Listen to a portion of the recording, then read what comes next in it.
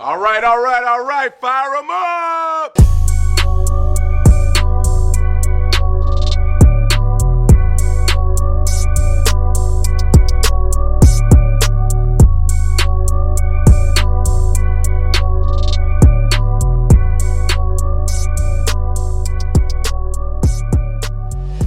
What's going on, everybody? Welcome to the Genre of Your Life podcast, a show all about movies, TV, and the genres that define us. I am one of your hosts, Doug Jones. With me, as always, is my amazing co-host, one of my best friends, one of the best dudes in the world, a guy I would consider doing a biker gang with as well.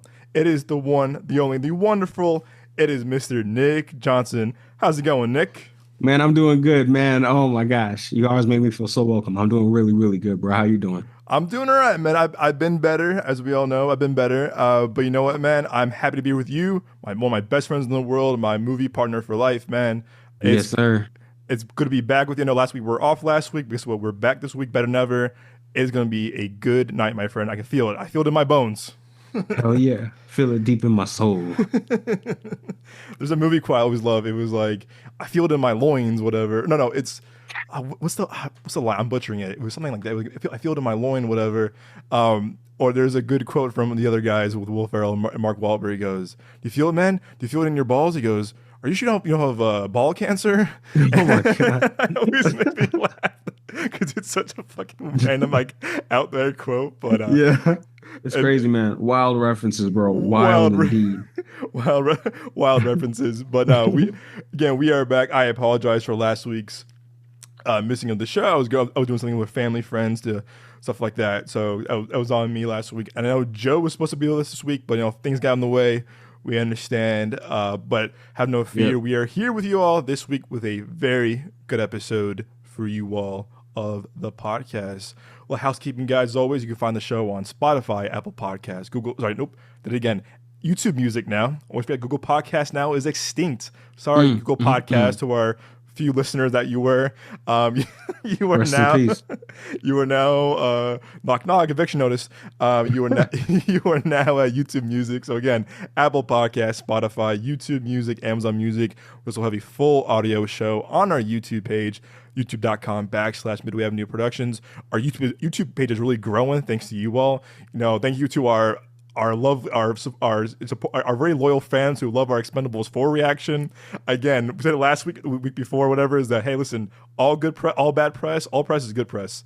And you know what? Even Nick said a few weeks ago that made me laugh. Nick was saying that from now on, we got to review Expendables movies because you guys seem to like that reaction. It only keeps growing. Reaction.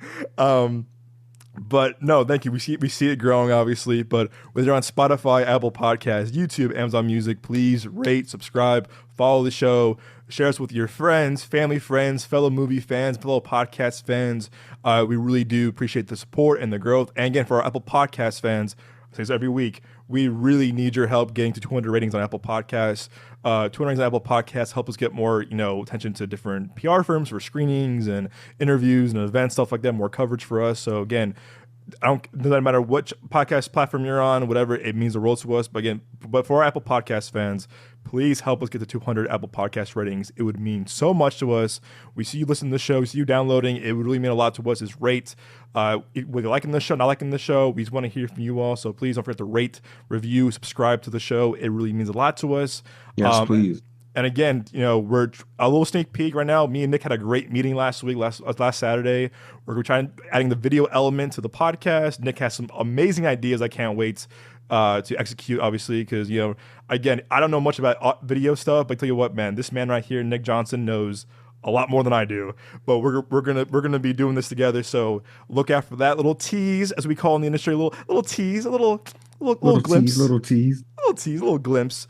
So look out for that. We're trying to get that going, hopefully end of the summer, if not early fall, because you want to see our beautiful, handsome faces. Hey, we know you do. We know you do. You love our reaction. So to our expendable audience, especially you love our faces. So so look out for that. But as always, guys, thank you so much for the ongoing support. Again, if you're new to the show, welcome to the podcast. Hope you guys stay tuned with us every week. If you're returning to the show, welcome back. We're happy to have you guys back to the show. But again, don't forget to subscribe, rate, review, share us with your friends, movie fans, podcast fans, whatever, janitors, cooks, people in your apartment complex, your neighbors, whatever, landlords, your preachers, pastors, anyone. We really do appreciate the support. Alrighty, my friend. But before we begin, I want to shout out some people in my life right now, including you, my friend, you Nick Johnson, my good sir. Little behind the scenes of my life right now. I'm going through a pretty tough time in my life right now. I'm going through a breakup. I'm going through the loss of our first family dog, Addison Grace, who's been a big part of my family and I. We moved to Arizona back in 2016, end of June, early July. And that same month, we rescued a really beautiful rescue dog, Addison Grace, and unfortunately she's been diagnosed with cancer about a week ago. So I've been dealing with that, dealing with the breakup, dealing with the move next month. And if you know Arizona, it is hot as hell is here right now. It is super hot. We're in the desert. But I'm going through a lot right now in my personal life, going back to therapy, everything right now. So I want to shout out some people right now. First, I want to shout out you, Nick Johnson. You and your lovely fiance, Kaylin, have been just so wonderful to me, so supportive, just amazing people. And, I'm so grateful to, just get to share a podcast with you, but call you my friend, call you my brother, call you my family. I love you and Kaylin so much because you've truly been there for me like family. I can't thank you enough, really, man, for, being here for me no matter what. And, you and Kaylin have just been so supportive and so really just like there for me when I need you guys the most. So thank you guys seriously so much, Nick. And I hope you guys know how much that means to me. It means a lot to me. That means a lot to us, man. We love you, bro. You're our boy. We love you too, man. And you're a really good dude. We just want to be there for you because we get it. No, it's been really just so like the transition in my life right now has been really just hard. Obviously, we still have a few more weeks left with Addie, or so we hope. So her type of cancer is not curable, but we're just kind of enjoying it every day by day. But I also want to shout out some great people. I want to shout out my boy TJ back home. I want to shout out Liam, Grant, Henry. I want to shout out who else I'm fitting, like amazing families that reach out to help us out. They've been kind of very supportive, stuff like that. I want to shout out Hamza, Isaiah. I'm trying to think, who else am I missing right now that I'm like, oh, my buddy Ray, who's been very supportive. My boy Curtis at work, who's been, just very going through his own thing too. But you know what? Very good dude. But again, to everyone that's been kind of very supportive and very helpful, I really can't thank you guys enough. Again, I don't want to get too personal on the podcast, but you know what? I think at this point, I just been feeling a lot of love from everyone. Again, especially from you and Nick, Kaylin, Nick, but everyone that's been reach out to me and checking up on me and calling on me and make sure I'm okay. I can't thank you guys enough. Again, my family's been very supportive, but also I know they're going through something now with losing our puppy. But no, it's been definitely not how I imagined 2024 or my summer, I would say, Nick. Not my bingo card, as the kids say nowadays. Right. Not on my 2024 bingo card. But I do feel the love, and I just want to shout out some great people like yourself and your lovely fiance who consider my family. And whoever's been reaching out to, it really means a lot. Seriously, whether on Snapchat, Instagram, social media, text, whatever, I really do just appreciate all the love and support. So thank you guys for everything you guys been doing for me. It just, means the world to me. It really, really does. Got me all emotional over here, bro. I mean it, man. It's I see so. I read this quote back, like, I think right when college started. It was that if you know some, also, my boy Sebastian. Big shout out my boy Sebastian. My boy Sebastian called me last week for 2 hours. I was in Columbia traffic and called me for 2 hours to kind of calm me down. Sebastian, I love you. I miss you. I'm bummed you're not in North America anymore, but I know you love Colombia and South America a lot. So, man, enjoy your time there. You're killing it out there. So, again, quick shout out to Sebastian, my boy. I shout him out. But no, it's been rough. But I think doing this obviously with you, doing the podcast with you, just going to screenings, man, doing reactions, whatever. It's a good thing to just always just get your mind off things and enjoy small things like this, things that you love, like movies and talking to friends about movies and TV and things we love. The passion's really there. But again, I think, guys, if you have a friend like Nick Johnson, I'm telling you, you are one lucky person. Because again, I read this quote in college right when I started. It was like, if you're friends with someone more than 5 years, they're not family. They're not friends. They are your family. I consider you my brother, whom I love, family, everyone I shouted out has been more than family to me. So I just want to thank everyone who's just been really just positive and great during this time in my life. So thank you all for just being you. And Nick, again, welcome to screenings, just hanging out, just talking, man. You are truly, again, use a bad boy's term, my ride or die, man. I love you. I'm so grateful for you. I really mean that, bro. Love you too, bro. Love you too, bro. I'm here for you always, man. I appreciate that, my boy. Likewise to you, my friend. But on that note, to transfer to a little transition to actual the podcast or whatever. So not a lot of things broke this week in terms of movie news and kind of obviously we lost a great Donald Sutherland today, unfortunately. R.I.P. to him. 88 years old, which is a great life. Stuff like Animal House and Hunger Games, very iconic actor.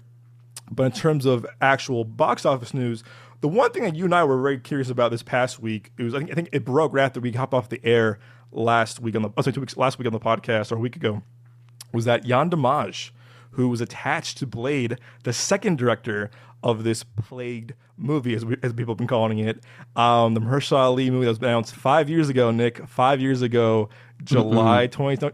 It was funny too. You, me, Malone, and Moses went out to celebrate. There's a party on Mill Avenue the same day that was announced. Which is That's crazy. Dang, what a good day. Crazy to think. And I was like, oh my gosh, Blade or whatever. But yeah, so Yann Diemage is the second director to exit the project over the past 5 years. Like I said, the first director, I'm blanking on his name, he was the first time director. He walked, and then Yann Diemage replaced him, and they're going on now, I believe it's the sixth iteration of the script, I want to say, sixth or seventh. I'm trying to be... I just don't understand what's going on, Douglas. I don't get it either, bro. And it's like what's like, not to sound all like I'm not trying to sound like a know-it-all or whatever, or like all like not entitled, but like not trying to sound like one of those guys. But I'm kind of like, I don't know, like what's going on? Like, why can't y'all get this right? Because it's not like it's never been done before. At least, you know what I mean. So it's like I'm like, what's going on? It's totally been done. I'll tell you. I'll tell you what, Nick. I think we had to give this movie some kind of benefit of the doubt that the movie had a COVID delays.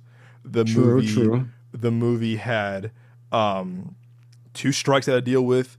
But you know what's funny? I'm not gonna mention his name because I want to just like it's a source that me and Moses know. I was talking to this guy back in, I want to say it was like I was going through like a career change in my life. This is like May 2021. Like it's like still kind of end of early we're getting out of the pandemic. It was like people were getting vaccinated. I remember you were going through a move at the time. It was kind of like around this time where I was like, I don't know what I was doing. I almost moved to LA for a job, and Mo was like, hey, call my friend, this guy. He's in Atlanta. He works in production, whatever. So I had a great combo with him for an hour. Really nice guy. And he was telling me like what he works on, whatever, anything. And I should have known. He kind of dropped a Spider-Man spoiler. I didn't even think twice of it. No, because Jamie Foxx was announced at the time. So anyway, off topic, different story. But he was telling me, talking to this guy back in May, and he was like looking at his production schedule. He works on these big blockbusters, DC, Marvel, all this stuff. He's going through the list, and he goes, "Oh yeah, Blade keeps getting delayed or whatever." And this was like back in May 2021. And I thought about it. I was like, "Oh, that's right, Blade. It's been 2 years since the announcement." Now that was 3 years ago, which is really hard to believe. And different writers, different directors. Mahershala Ali apparently is very pissed about the situation. Yeah, because he's the one that wanted to make it. He's the one that called him. He's the one that called Feige and Disney. He's like, hey, I'm doing this movie. And remember, Nick, in 2019, Feige said, someone asked, will be rated R? And he goes, no, PG-13, and you're going to like it. And all of us were like, what? I don't like that, Kevin Feige. That's the one thing you're wrong about. You gotta have at least some rated R Marvel movies if you're going to keep expanding the movies, because otherwise you just run the risk of watering everything down. Exactly. You don't want to water down, Jack and Coke. You don't want to water down tequila. You want the full. You're buying a drink. You want to get hammered. You want to get the full, experience. You want the full effect. Full effect. Yes, exactly. Yes. You don't want that boo boo shit. You don't want it. You don't want any of that whack weed. You don't want that watered down drinks. So I'm gonna ask you, Nick. I mean, we talked about it a little bit the other day when you came over to the apartment. Talked about it a little bit before the screening on Tuesday. I'm gonna ask you this first. A, do you think this movie will ever get made? And B, follow up, do you think if it does happen, Mahershala Ali will still be attached? Hmm. I feel like if it does get made, and like unless I'm wrong, because I don't remember what the exact slate is like leading up to Secret Wars, but if Secret Wars does just kind of end up being like a soft reboot, I feel like if Blade gets made, it'll just be sometime after that. Because Mm, then it's like, we're kind of doing, again, a rebooted universe. So now we have room to include like more characters so we can like maybe we can throw Blade in now with this next set of phases, but we couldn't really fit him in like leading up to Secret Wars or something like that. That's kind of how I see it going down. And like I I feel like Mahershala Ali probably will just end up staying on, but it'll again if it's like past Secret Wars and like they're probably gonna be like not necessarily as many movies potentially hmm. filmed as there would have been because now it's like he's a little bit older, so like maybe instead of doing like a trilogy, they just kind of do like two movies and then he like cameos every now and then or something like that, you know?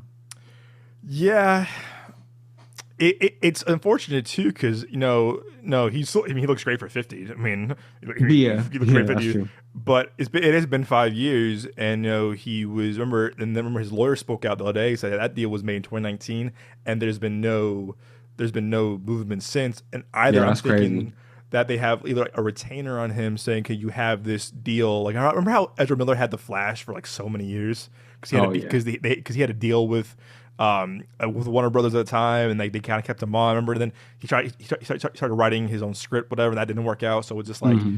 when I think certain actors have a certain deal in terms of retainer, like you're still on for this, whatever. But again, if I'm him, I don't know how much involvement he has in the creative process. I think he probably has a little bit of a say because he hasn't liked any of the scripts or he hasn't liked any of the directors. And apparently, Yann Damage and him did not see eye to eye, according to reports.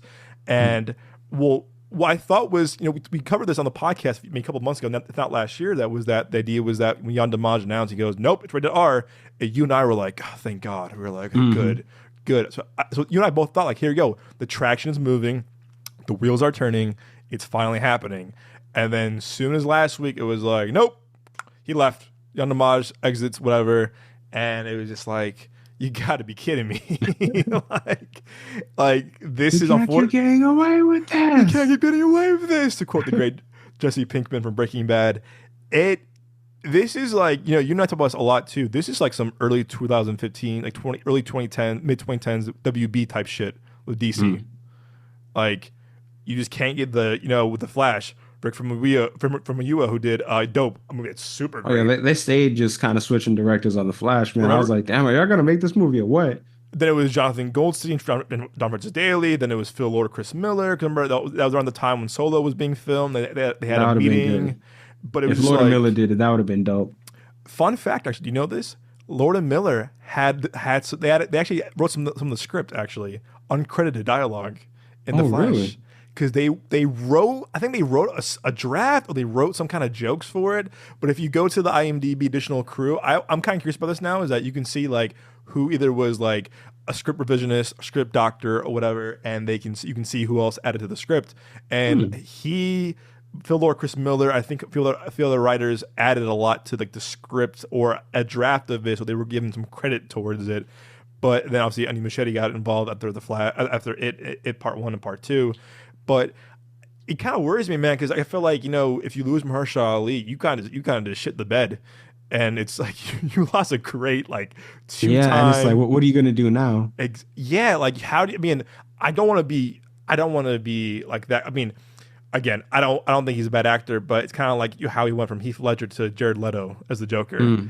Again, no Ooh, that would offense, be rough. You can't do that with Blade, bro. He's too important. he's too important. I don't want to shun Jared Leto. I think he's a good actor when he wants to be a good actor. Obviously, Dallas Hmm. Buyers Club and not Morbius, Hell but no, not Joker either. not Joker. But I've seen him in good things. Well, Oh, the guy Fight can act. Club, Fight Club, exactly. Fight Mr. Club, Nobody. Mr. Nobody. Like he can act. So I'm like, I knew that wasn't really his fault. He tried to do something different with it. And again, he had the impossible thing of following up Heath Ledger. He Yeah. had like he had a hard Blade Runner 2049. I was just about to say. I Um, was just about to say. there's some things he's good at, and things like he's kind of whatever. But he's good when he wants to be good. I feel like, but again, he had Hmm. the hard task of doing that. I feel like whoever, if Mahershala Ali does leave or exit the project, whoever they get to replace him, they're gonna be like, that's cool, but you're not Mahershala Ali caliber actor of like just like phenomenal actor, two time Oscar winner, amazing performer. So it's just like yeah, like like I feel bad if that happens. I feel bad for whoever has to like follow in those footsteps or follow that pattern. You're just like you ain't him, bro. It's like I Right. know, I know, Yeah, and because people are gonna be talking shit on the internet about it and either way. oh dude, it's gonna be like oh my gosh, like no, we're doomed, whatever. Not hashtag not my blade or whatever. It's gonna be like it's gonna be it's gonna be a whole thing. So That's I kind don't. of like how they did Ben Affleck and Batman, where everyone was shitting Oh, on him, but then you watch it, it's like, oh wow, he was really good. he gets a bad rap. He gets a bad rap. He does. He really does. I remember at first I was like, but I was like, what? He wasn't that terrible. I was like, he wasn't that bad, and Hmm. I think he got a bad rap, and also he was going through some shit too. He was going through a divorce, and he's going through rehab, whatever. So he was going through a really He was. dark time in his life. Yeah. Um, so I don't know. It's shitty to think that possibility of losing Mahershala Ali, who's again a phenomenal actor. Hmm. Um, I saw him in London once. I mean, my roommate at the time, Ryan, went down Hmm. to the BAFTAs, kind of look at the kind of stargaze or whatever. I'll tell you what, man, this was like around the Green Book time. I remember seeing him. It was like him, Christian Bale, Bradley Cooper, all these big actors and actresses. Spike Lee was there. And I'll tell you what, man. I before I saw Moonlight, I remember watching the Oscars that year. I think with Moses actually, and Hmm. I love how he stopped on the way to get his award, and he shook Jeff Bridges' hand, someone else's hand, and you see this guy at the red carpet. I remember me and because I just watched Green Book. I thought he was phenomenal in Green Book, and me and my roommate were at the red carpet. Kind of with the fans were at the red carpet for the BAFTAs in London, and I saw him. He stopped, took pictures of everybody, shook everyone's Wow. hand, and he's just a good dude. From what I heard, he's just a really, really good dude. He's very nice. He's very welcoming, very collaborative. So I'm kind of like, I want to see this guy win and succeed. Again, he's the one that called them in the first place. Hey, what about Blade? And I do have to put a little blame on Kevin Feige. I have to, and Disney as well, as I think Kevin Feige, I think he kind of was also around the Disney Plus time. And also, again, COVID Hmm. was happening, so I think he was kind of stretched too thin. And I think he really didn't know how to like prioritize like certain things the way he did, as you say all the time, Phase Three. 'Cause Phase Three is a perfect example of like Yeah, Phase 3 was peak Marvel. it's peak. So it's worrisome because you're like, this guy called you and you're all for it. But again, man, it'll be 5 years come and next July, the next month that it's been like, nothing's been happening. Right. We've different directors, different writers. And as you said last week, you heard that the first script was like about his daughter, right? Yeah, like one of the earlier drafts of the script was, excuse me, it was a passing of the torch movie. So it was gonna be like his daughter, and then like I guess by the end of it, she just kind of becomes a new Blade. Kind of like how they were trying to do with like Batgirl and the Michael Keaton Batman and some Oh of those yeah. earlier like DCEU drafts where it's like that's like that would be the DCEU version of Batman Beyond or something like that. And it was just kind of like what I had heard about it was like he read it and he just kind of like disliked it because it's like why would my first movie be me like passing the baton? And like Mm-mm. one thing we had brought up last week was like if you are gonna do a Blade movie and it's him like passing the torch, just bring back Wesley Snipes because it would Yeah. within the timeline of the MCU like it would make sense like after like vampires that was like a kind of underground not really well known thing in the early 2000s in the MCU universe which would and we all know how Blade 3 ended so it's like that would explain why no one was really talking about it why he wasn't referenced because they probably just didn't know and then it was like aliens and shit. So it's kind of like they just really wouldn't be caring at that point. So it's like, so then if you wanted to do like he is old and it's kind of like a Logan type thing where he's an Hmm. older, more grizzled version of the character and he has a daughter, but you know, he trained her up so she is kind of like Blade 2.0 and then it's, because he's too old, he ends up like getting killed in action and then, it's like you're the new Blade or something like that. Always remember that some motherfuckers are always trying to ice skate uphill. Hmm. Uh, and then he dies or something like that. But if it was like that, sure, because it's like it would make sense for this older version of Blade to be passing the torch. But don't bring on a brand new actor just to pass on the torch like that. You know what I mean? It's kind of like it just kind of seems like a bit of a waste. Yeah. Yeah, yeah, no, seriously, it's just a waste. And again, we say this all the time too. As you and I are both aspiring writers and filmmakers, I don't think that they hired two writers that really didn't really write that level of spectacle or scope before, or anything Hmm. filmmaking wise or movie wise. The more TV writers, again, I think TV writers can go back and forth. TV, film, obviously, I think Aaron Sorkin has proved that. A lot of good writers have proved they can write for both. Kerry Fukunaga, a lot of good writers they can go back from. If you're a good writer, you can write for both TV and film. And they kept it was like back and forth, and it was Nick Pozzato who did True Detective, and he was like Michael Green who wrote Blade Runner 2049, Logan, a lot of good movies, a lot of good shows and movies. So it was just like, what's going on here? Hmm. Do you have a director, realistically, director in mind or directors in mind that you could see direct this movie with Mahershala Ali starring in it? Hmm. You know, I don't know. I remember when we were talking about it last week, like Chad Stahelski. I think you had pointed Yes, out Chad Stahelski and or yes. the guys that did the Bad Boys movie, Bilal Nadil. Bilal and I'll do. Oh man, pardon me. I totally butchered that. Cut that out. I'll tease it. But yeah, I feel like Chad Stahelski would just kill it Oh my gosh, dude. for a Blade movie. That would be Oh my dope. That would be gosh. dope. Think like a John Wick level Blade movie, Yeah, fuck it. Have dude. Keanu as Dracula. That would be good. That Nick, yo, man, Yo, my fingers tingling, bro. Got my yo, goosebumps, yo, man. yo, I'm telling you. I'm Hey, make Disney Marvel, if you're listening to this, make that movie. Guaranteed $1 billion opening night. That would be, dude. Could you imagine a John Wick, like all four films, but like that kind of level of like violence and just how like hand to hand combat, but just with Yo, Blade.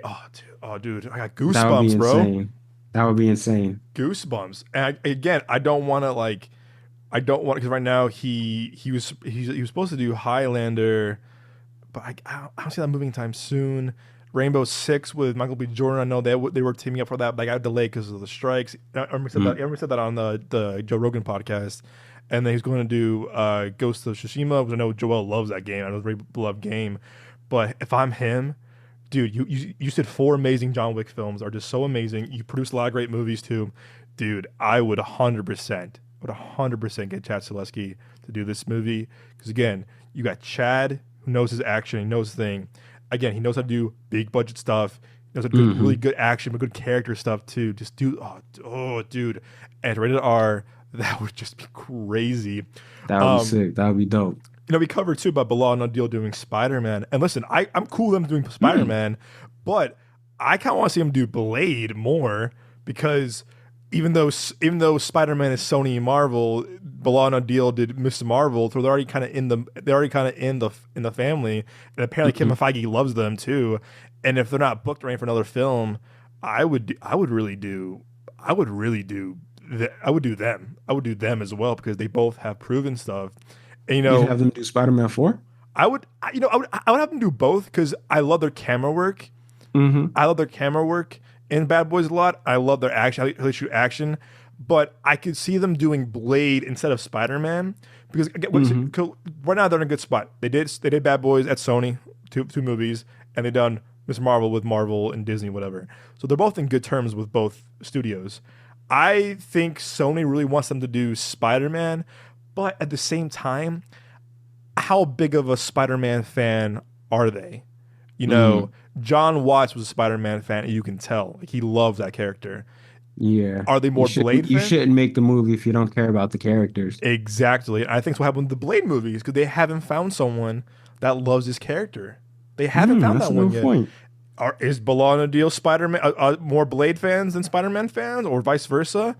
I just think they're a good choice because again, they have had a good resume.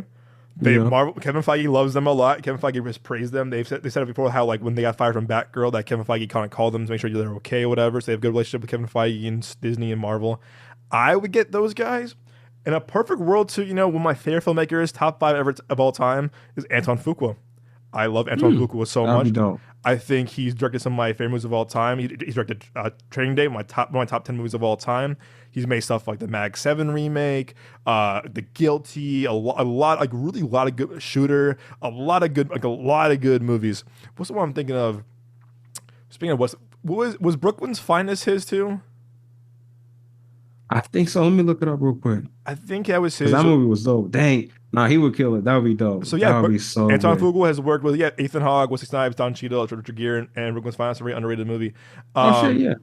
So he's already worked with Wesley before. Equalizer trilogy, I love. Southpaw is very underrated. This guy, I think Anton Fuqua is a very underrated filmmaker for many reasons. But I could totally see, because again, he's also not like a young director, but he's been around the block enough that like he has these really amazing films. He's worked with Denzel, one of the best actors of all time. Like he has a really great resume of this like action and character driven pieces. Where I think of kind of like or to your point too earlier about passing the baton down to Mahershala Ali. Think of like a Training Day-esque thing with Blade with Wesley Snipes and Mahershala Ali. Well, say again, cut off for a second. A Training Day-esque Blade movie with you said earlier, bringing back Wesley Snipes and passing that torch down to Mahershala Ali. That would be interesting. So would it be like Mahershala Ali is Wesley Snipes' son? They could multiverse it a little bit. It could be two blades. Okay, so kind of like a No Way Home kind of thing. Yes. Dang, you know what? Yeah, that would be dope. That would be dope. Yes, and I know right now he's in post production of Michael Jackson, the biopic, which I think is really. Again, I'm really curious. When he was doing it, I was like, okay, I'm there. Yeah, I love Antoine Fuqua so much. He's again top 5 filmmaker for me. And I think it's stuff like Equalizer movies, the action he does in that, The Guilty, Terminal List. Mag 7, Equalizer, Southpaw. He makes some really great action films, but the character parts of his movies also really pop as well, because you care about these people. So I would love her. Also, Anthony, he's been around. He's a veteran filmmaker at this point. Get him, but again, I think he's probably too busy with post on Michael. So they're probably looking for something kind of like more more quicker. So I don't know, man. I think you and I both love the idea of Chaz Kleski doing it, and a reviewer I grew up watching. I met him a few times in Chicago. Named Eman's movie reviews, and he was saying the same thing. He goes, "I would love to see Chaz Kleski do this movie," and I said, "Oh, dude, everyone agrees. Just having him do it." And I tell you what, though, I bet you there's not one bone in my body that doesn't think that Mahershala Ali said, "What about Stileski? Like, what about Chaz Stileski?" And I don't know, man. It's like Chaz Stileski, like again, everyone seems to be on board. Like he's the guy. And I bet you either Feige, Marvel, or Mahershala Ali, but all three of them were like, at least one of them were like, let's call Chad, because again, Chad did second unit on Civil War, and I think he did on Winter Soldier. But dude, think of like just John Wick, like. Oh my god, dude! John Wick does like all 3 movies, but like think of like the knife fight in John Wick 3 with Blade and vampires. That would be dope. That would be god, dude! And like he's good at directing like the strong silent type characters. Yes, where it's like they're men of action, not really of words. Yes. Dang it, with Blade, that would be good. That would be chef's kiss right there. And again, we're not Highlander fans. We're not Highlander fans. So Chad has worked on Iron Man 2. So again, that's Marvel. That's MCU. Also, oh no, he did X-Men Origins, bro. I'll forgive you for that because you did John Wick, so I forgive you for that. But yeah, he was he was second unit director, action stunts on Captain America: Civil War with his boy David Leitch. I don't know, man. I would get him in a heartbeat. I would get him in a heartbeat because I feel like he's the guy. And like I said, we're not Highlander fans. So all you Highlander fans listening right now, no offense to you or the property, but I don't know really who. The day you said at the screening, the day you said perfectly, Nick. You said, "Who's asking for that?" And I said, Yeah, low key. Because like no disrespect to like Highlander fans or anyone that worked on the franchise or whatever, but literally like so when I heard about, Henry Cavill's trying to do it and Chad Stahelski's trying to do it, but whenever that news came out, I hadn't heard anything about Highlander since like "None." junior high school Yeah, because I had this elective. It was like ceramic arts or something like that. And I'm not gonna say his name, just because I don't know if he's listening. You never you know, never but know. like he was this. Okay, I'm not gonna say because I don't know exactly how old he was, but I can tell you all of his hairs were like gray T- and like t- his whole goatee. So I'm kind of like, okay, you definitely like you just kind of look like you're in like your 50s or something like that. So I'm like, I'm just saying, let's say he looked rather advanced in years, and yeah, he had like referenced Highlander like in class, and I had kind of seen like some images like here or there, like some clips, or whatever. But like, and I'm just like a movie guy, so like I kind of just hear about all this kind of stuff. Like it's almost like through like osmosis, but he referenced it. And we're all, keep in mind in junior high, when he referenced it, nobody fucking reacted. It was just blank looks, like no one knew what he was talking about. So like the point with that is like it's just like an old kind of seemingly not really that popular franchise. You know what I mean? Like it's not it's not quite like Star Wars. Like that was in the 70s. I think Highlander was in like the 80s or something like that. But it just it wasn't like this really famous out there kind of fantasy series like Star Wars or Lord of the Rings or whatever. So it's like, and I'm sure like if they did it, it would be good because he hasn't really put out a bad movie yet. But it's like we're not really watching it for the character, like we're watching it for the actor and for the right. director. If they did that Highlander movie, respectfully, of course. Right. And I've only seen Highlander in clips, and I'm just like, Mm, okay, not for me, not for me. But I know there's an yeah. audience for that somewhere. So get this, Nick. Actually, you know what? It's funny. I actually listened to this podcast like a long time ago. Happy Sad Confused by Josh Horowitz, who's one of the best entertainment journalists like ever, if you ask me. Oh yeah, I've seen his stuff. Really good podcast. Happy Sad Confused, worth the watch. So apparently, and Yeah. I think I listened to this podcast like maybe like beginning of the year. Um, so this is what he said, according to the guy on the podcast. He goes, Chad Stahelski, director of all John Wick movies, and produced some really great stuff. He was Keanu stunt double from The Matrix, really working filmmaker, stunt coordinator in Hollywood. He goes, look, I worked for Marvel a bunch of times, and they've been very, very good to me. Kevin Feige, almost like a mentor to me. In the capacity of advice, he was very happy to give me about how to open up a franchise with John Wick. And then the article goes on, comicbook.com. He goes, out of all the things out there, I would take a swing at Blade in a second, he says. Like, that's the one that gets under my skin. Like, I take a swing at that one, no doubts. Hmm. Come on, bro. Nick, bro. Come on. Like, come on, dude. Like, are you kidding me? Like, Kevin Feige, bro, if you're listening, I know you're not, but if you're listening to this, come on, dude. Come on. Like, and I bet you Mahershala was like, get him. Mahershala was like, get Right. him. Get him. Have you seen John Wick? Go get him. Like, oh my God, dude. That just like, oh, like, and I think I heard that like when I listened to the podcast, like maybe like beginning of the year. But are you kidding me, man? Come on. Yeah, it's Like, like quit playing around. come on, dude. Just like I just think of like just like there's certain scenes like in John Wick, like John Wick 3 with the scenes with the final battle and then the glass and all that beautiful imagery, Oh, that was or dope. That was dope. oh my God, dude, there's like certain things, or the fight where he's on a motorcycle with the samurai swords, and like Yeah. think of Blade, but like gets vampires on motorcycles, whatever. Like, oh my God, dude.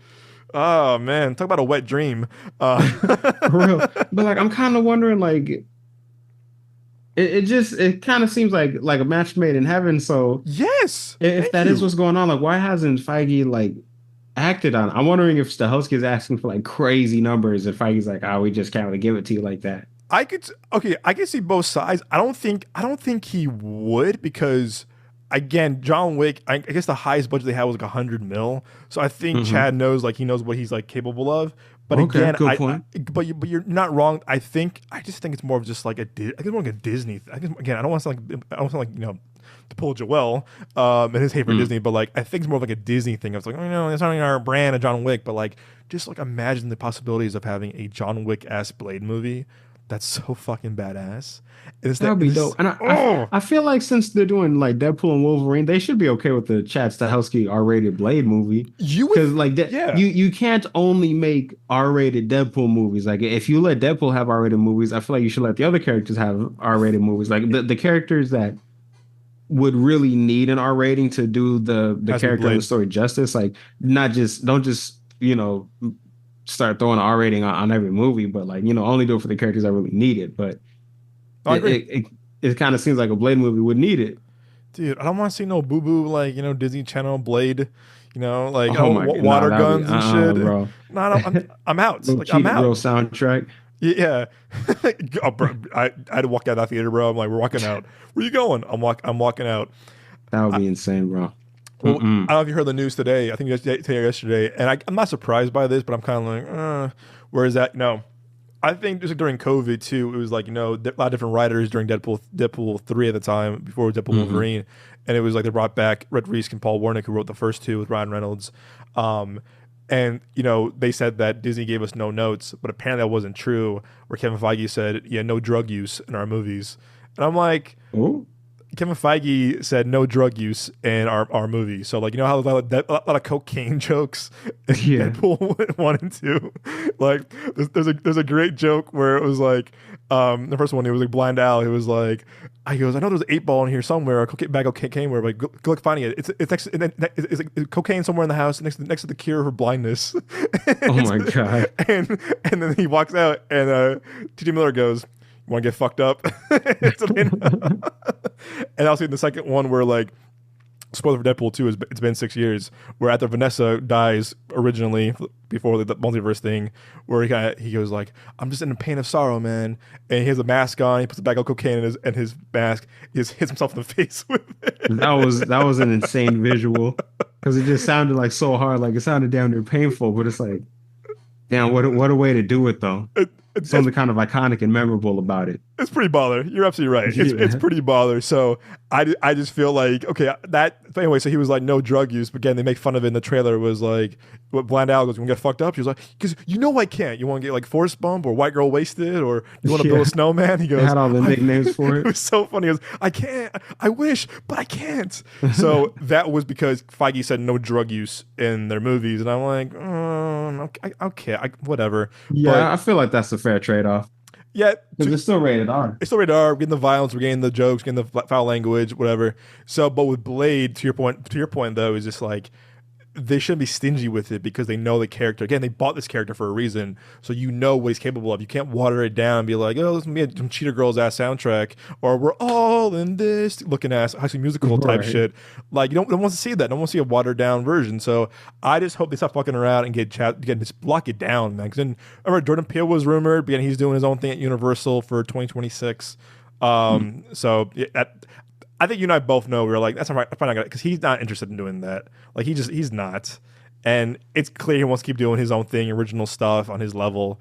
So I mean, it makes sense. Again, I know it was like, oh, he's not doing it. I was like, yeah, I wasn't surprised by it. But dude, Mhm. Chad fucking Selesky, bro. Ugh, come on, guys, make it happen, It would be please. perfect. Please, and hire me and Nick as interns or PAs, man. Come on now, like, hey, help us out here. We're giving you free ideas here. Come on now, help us out. For real. Or give us Let, a it, set. let us be story consultants that the Thank end you. with an executive producer credit. That's all we ask. That's it. Yes. That's it.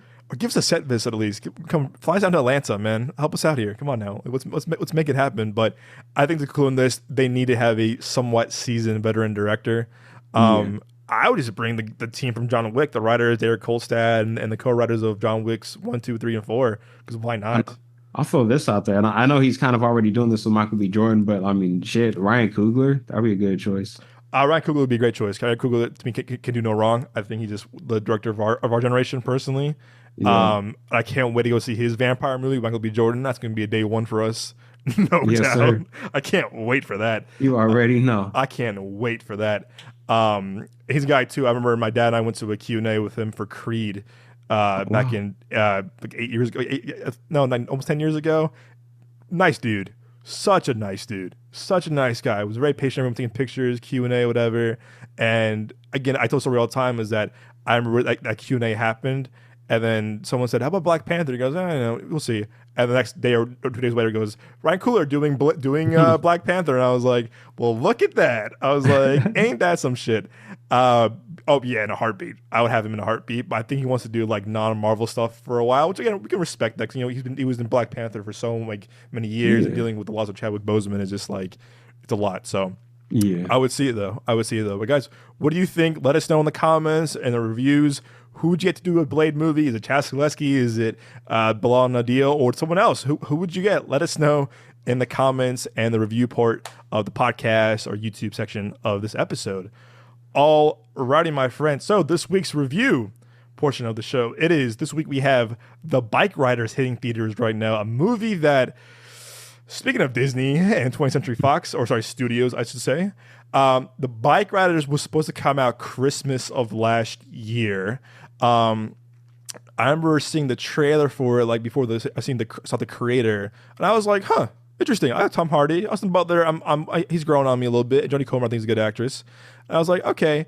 And then I think I texted you guys in the group chat about this around the time. It was my birthday, and I woke up to an article from Apple, whatever, and it was like, just this in, Disney cancels and shelves The Bikeriders before its premiere in a month. I said, what? I said, excuse me? Because I was hearing great things at it from like the film festivals, and because they were promoting this movie like really hard and like during the festivals when the actor strike was still going on and the writer strike was still going on. So I was hearing like great things about it. I was like, okay, cool, yeah, for sure. And they canceled it. And I kind of texted you, I think you guys in the group chat, I was like, to quote Joelle, I was like, what is Disney doing? Because this was a quote unquote Fox movie that they made. So I was like, well, why would you make it in the first place if you didn't want to release it? And we've never really gotten a full reason why they canceled it. I don't really know what they were thinking. But again, don't buy a studio then if you're going to make movies like this. You bought Fox for a reason. This is your movie's your reason for that. My theory is like because it's like it was originally Fox, but now it's under that Disney umbrella. If they saw the movie and kind of felt like it doesn't really match, it doesn't really go with the whole Disney vibe that we got going on. So we basically just gotta axe it. Because like when you watch it, it doesn't really feel like a Disney movie. You know what I mean? Like it's not all like super graphic and like gratuitous and shit like that. But it's like Disney don't really be making kind of like, I guess, more mature, shall we say, movies like that. Right. Not for theaters anymore. It's all Hulu. Yeah. Like it's all Hulu. Like it's all Hulu now. And I get it. You have that for a reason, but you're really hurting. You're hurting original filmmaking like this. But to your point, I trust me. I hear you 100%. And I agree with you because it's like, well, it's not really a brand, but it's just like, then why'd you buy a studio that had movies like this in the first place? So, but I was like pissed. I was like, oh, come on, man. You're hurting filmmaking now. This is like whatever. And some behind the scenes context, as you may all know, we're not me and Nick. We're not the show. We're not on the Disney press list yet. We're trying to, and we're not bashing them. We're on our way. We're not on that list yet. So, but we are on. Thanks to a lot of people at Frost Communications who we just adore, Lee, Alice, and everyone. They're the best. We are on the Universal Focus Features, Amazon Prime Video, MGM, Lionsgate, and a few others. And I was like, crap. I was like, well, my fear was like they canceled it, but like at least it didn't go to like Hulu. I was like, that's good, whatever, like whatever. And the next day it was like, ding, Universal buys Bikeriders. I was like, yes. I'm like, we're on the press list. I'm like, yes, let's go, Nick. Let's fucking go. But then it was like, this was like November last year. It was like, oh, but here's the issue. Delayed like 8-9 months to June of 2024. And I said, motherfucker. I said, I was like, come on, man. Come on. Because we never got a reason why they dumped it. But anyway, again, it was getting awesome reviews at all these festivals and screenings, whatever. So the hype was definitely there, but we had to wait a long period of time. But now the time is here. It hits theaters this week. And The Bikeriders is about after a chance encounter, headstrong Kathy is drawn to Benny, a member of the Midwestern motorcycle club, the Vandals. As the club transforms into a dangerous underworld of violence, Benny must choose between Kathy and his loyalty to the club. Nick, my friend, what did you think of the Bikeriders? You know, Douglas, I gotta say, I quite enjoyed the film The Bikeriders. All of the performances were honestly spot on. It was more actors in it than I thought. So that was kind of really fun because it was like, oh, he's in this movie. I didn't know that. Oh, this guy's in this movie. Like I remember I would lean over to you like, is that who I think it is? It was like, yeah, yeah. So that was fun. But I feel like and it was a good movie. Performances were great, direction was great, and it was very entertaining. But I also felt like what they did well was kind of show the emotional tug of war with Austin Butler, like between Tom Hardy's character and Jodie Comer's character, and it was interesting to see kind of like how they both like basically loved him like in their own way, but and it was kind of interesting and captivating to see like okay like which side is he kind of leaning towards because like it's like whenever he would kind of lean towards one side, he would almost immediately and as much lean towards like the other side. So it's like it was just kind of really fascinating, and it was kind of interesting to show, how really just the basically the two ways his life could go, but we got to see that like through the other characters, which I thought they did a good job of doing, what Jeff Nichols did a good job of doing, because it was kind of like he could either be with Jodie Comer and have basically a more stable life Mm-hmm. because we could see that he wants that because he loves it and he married her and everything like that. But he also, as much as he is in love with her character, he is also that much in love with bike riding. So it's interesting to see kind of like just the struggle and the potential consequences without getting too deep into it. But it was kind of like he could either like go that route or go in the Tom Hardy route. And again, like without spoiling anything, you know, it, a life like that can only really kind of like lead down like one direction ultimately. So it was kind of like, how we could kind of see like the two ways his life could go. And it's just, again, seeing the the kind of back and forth. And I just felt like they did that in a really interesting and a really entertaining and compelling way. And yeah, I loved it. I thought it was a really good movie. What would you give it? Oh, you know what? I would give it an A. I would give it an A, like an A minus.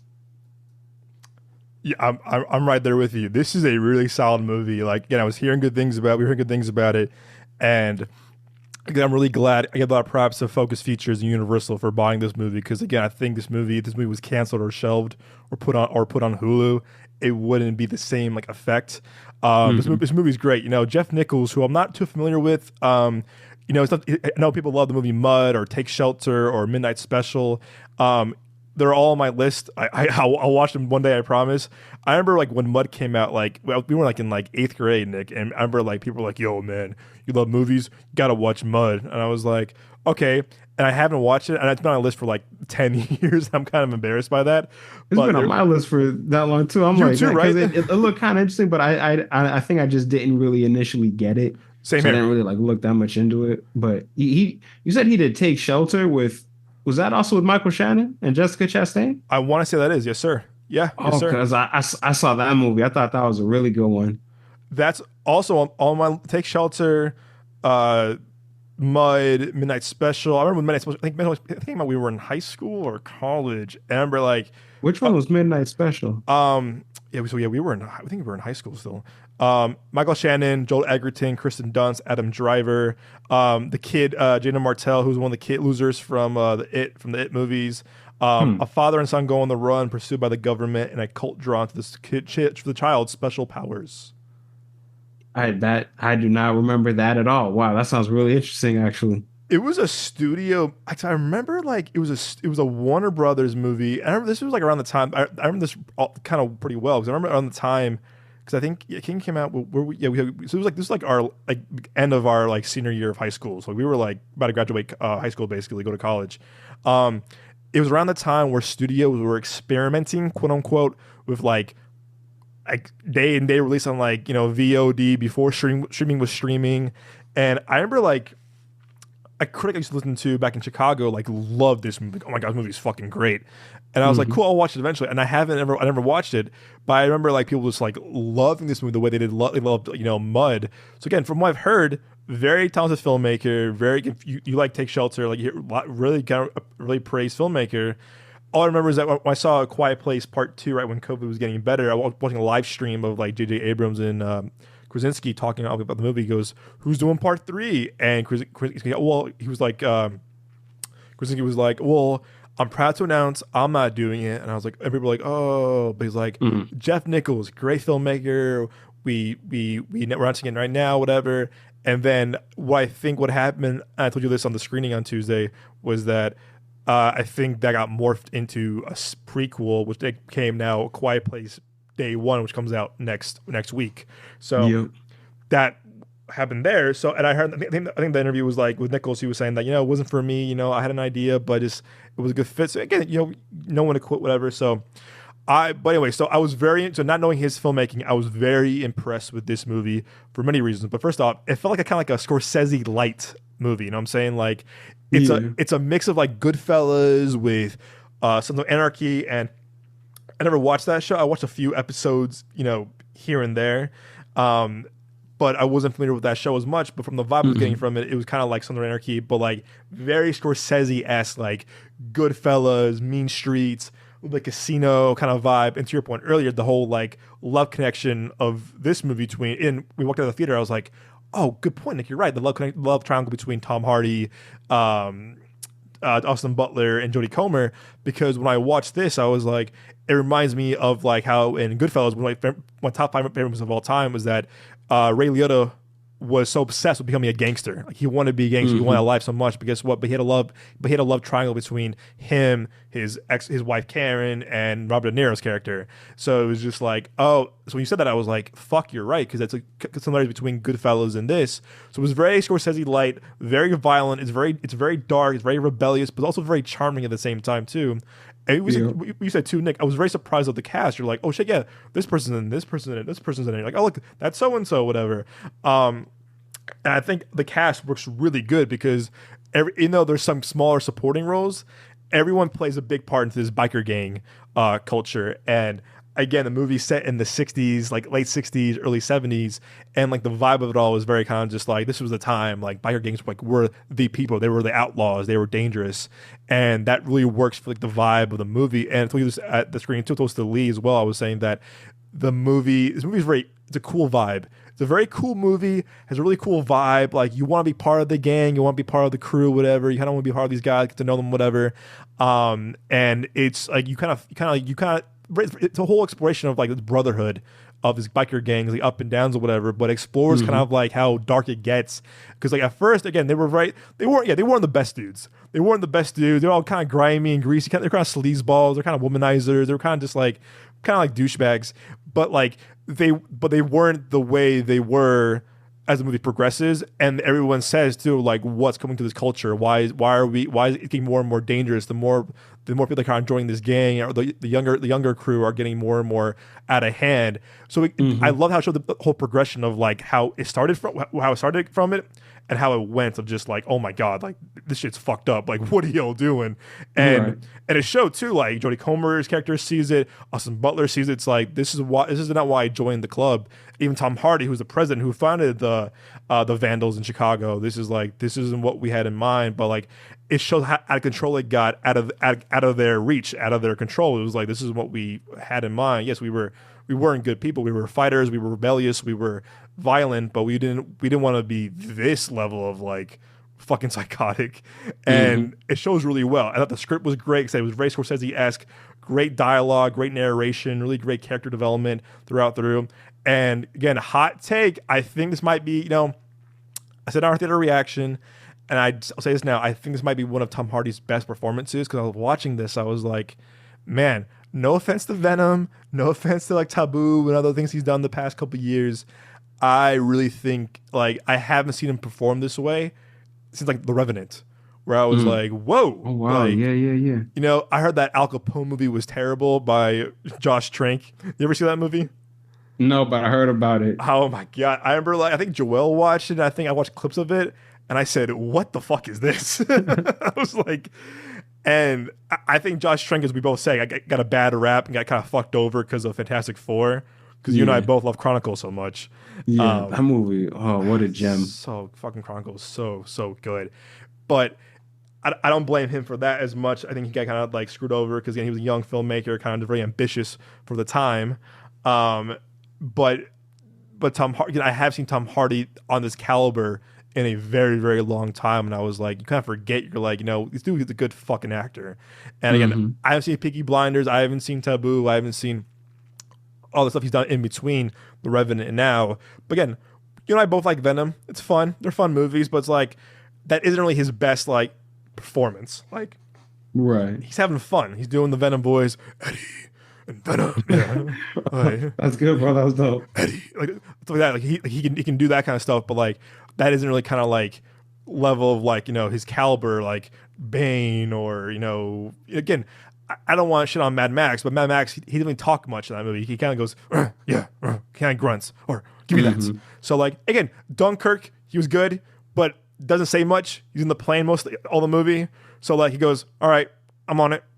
I'm on it. Hmm. I'm there. Like, his eyes do more of the acting in Dunkirk, but I wouldn't really call it like a memorable performance. We're not, we're not all about that. But again, I think this was a movie where I was like, fuck, dude, you can act, man. Like, you Yeah. really can act. So I was very impressed with his acting. I felt like he was very De Niro esque, like in Goodfellas. And I saw it was very De Niro and Ray Liotta vibe of like Goodfellas and this. I was very impressed with it.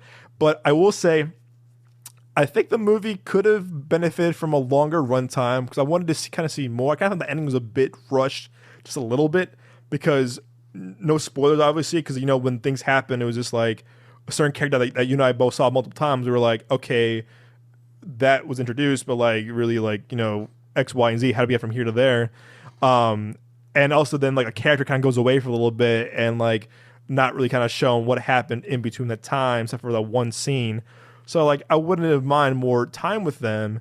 And I thought I did think as a former Chicagoan 8 years ago, I think the Chicago accents were a bit overdone because growing up in Chicago, I never really heard that accent really like never. You kind of hear it on like more like SNL, like the Bears kind of stuff like that. You kind of heard it more like on SNL kind of like sketch comedy, but I never really heard it really like in person. So I think Jodie Comer, who was very Jodie Comer, Tom Hardy, who a lot of Brits who lose their accents really impressively, but I do think Jodie Comer's Chicago accent is very overdone to a point where I was like, it was very giving me like SNL, like kind of like sketch comedy, like Mad TV kind of vibe. Where I was like, okay, you're a little overdoing it. You're a little overdoing it sometimes. But I also too, I was kind of surprised. Again, I don't know, spoiler, but like Austin Butler doesn't really say much in this movie. Do you notice that? Yeah, he was really like kind of just quiet. Because he's like, oh, I gotta run my bike. Yeah, the But that was movie. that was kind of That's like his it. whole character. That's what it kind of is. What it kind of was, and I was like, yeah. But again, he's still doing the fucking Elvis accent though. I was like, dude, you gotta drop that accent, bro. Like it's He been can't help years. himself, man. He went too deep. It's kind of like that line in Tropic Thunder, like you never go full Yeah, that in whatever role you're playing. He went full Elvis. he went full Elvis, Yeah, but he dropped it for Dune, which was good because he was doing thank his you, little Stellan Skarsgård impression. thank you. Me van life, chip and chatty. Yeah, I caught That that. was good too. God I damn, caught you, man. Austin Butler. Yeah, I was paying Damn. attention.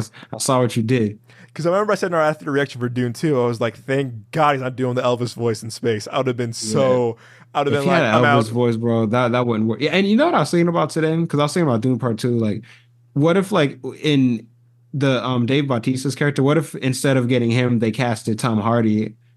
I was kind of like, oh, would that work? Would that be like as Dude. cool? It would definitely be a totally different version of the character, but I'm like, that would be interesting.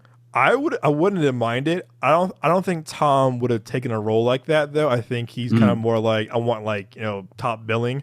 But yeah. I think maybe 10 years ago, yeah, because I remember at Inception he was very kind of like one of the crew.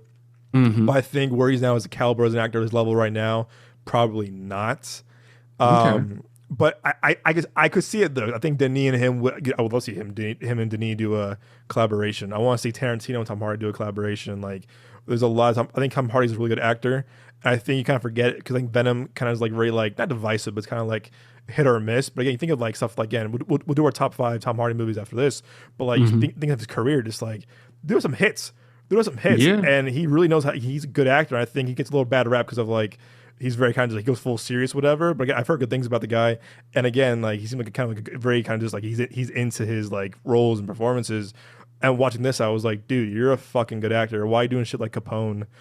Why are you doing like? Yeah, I don't know. Well, like, Again, I know he loves Venom he did it for his kids, obviously too. I know he's having fun with it, but like, and that's what I know he loves Venom too.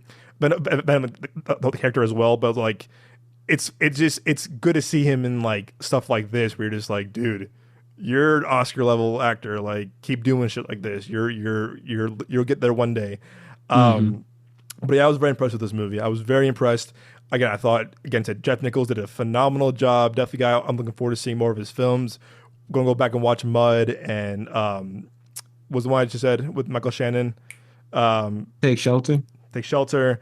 That's my movie, bro. You gotta watch it. Gotta watch this, man. If you watch it, invite me over, man. Because we watch have it too, to. bro. We have to, bro. We have that to. Movie goes. That movie goes, man. And it's like there's kind of like it's one of those movies where it's deeper than you initially think. Ooh, I like that. You feel me? So I'll leave it at that for now.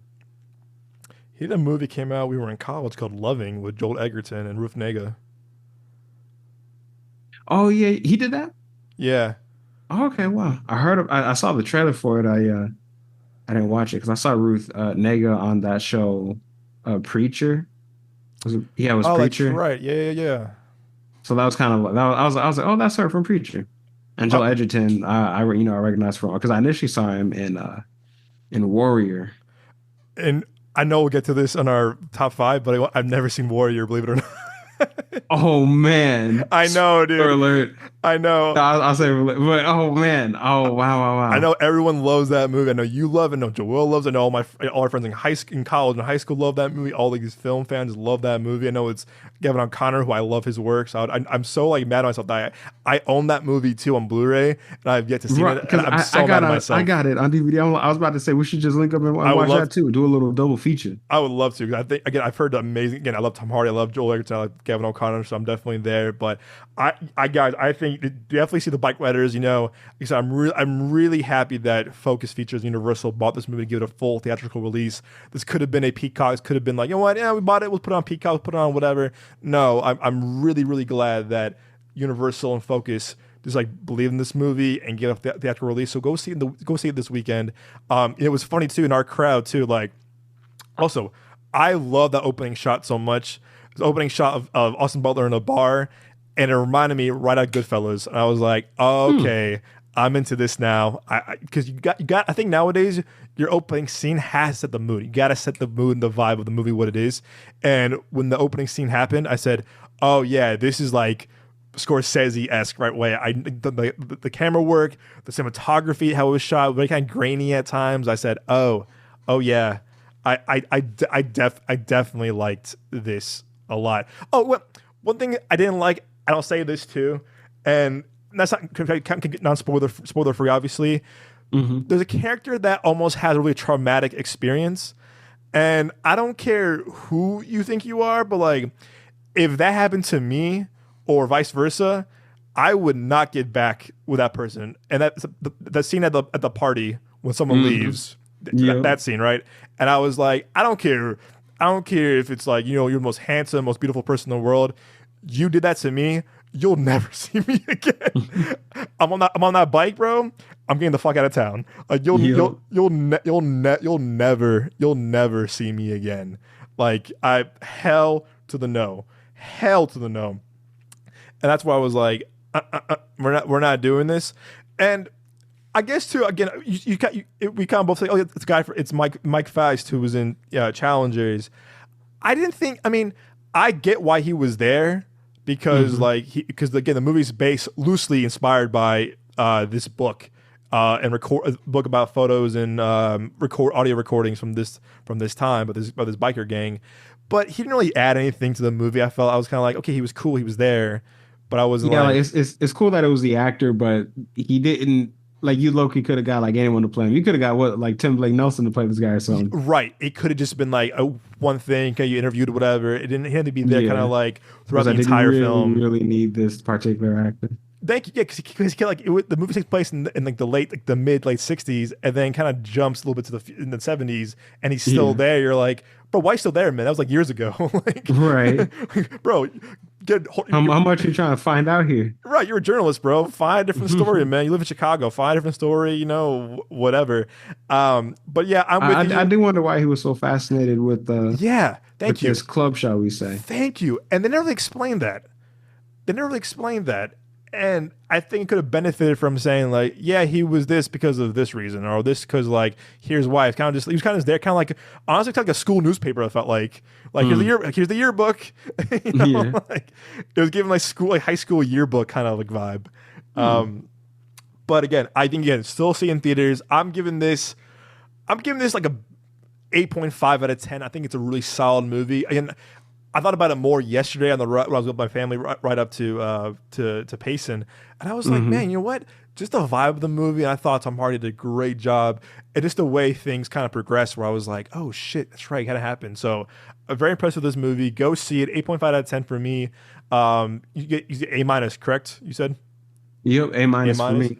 Again, it's review from us. Go see it.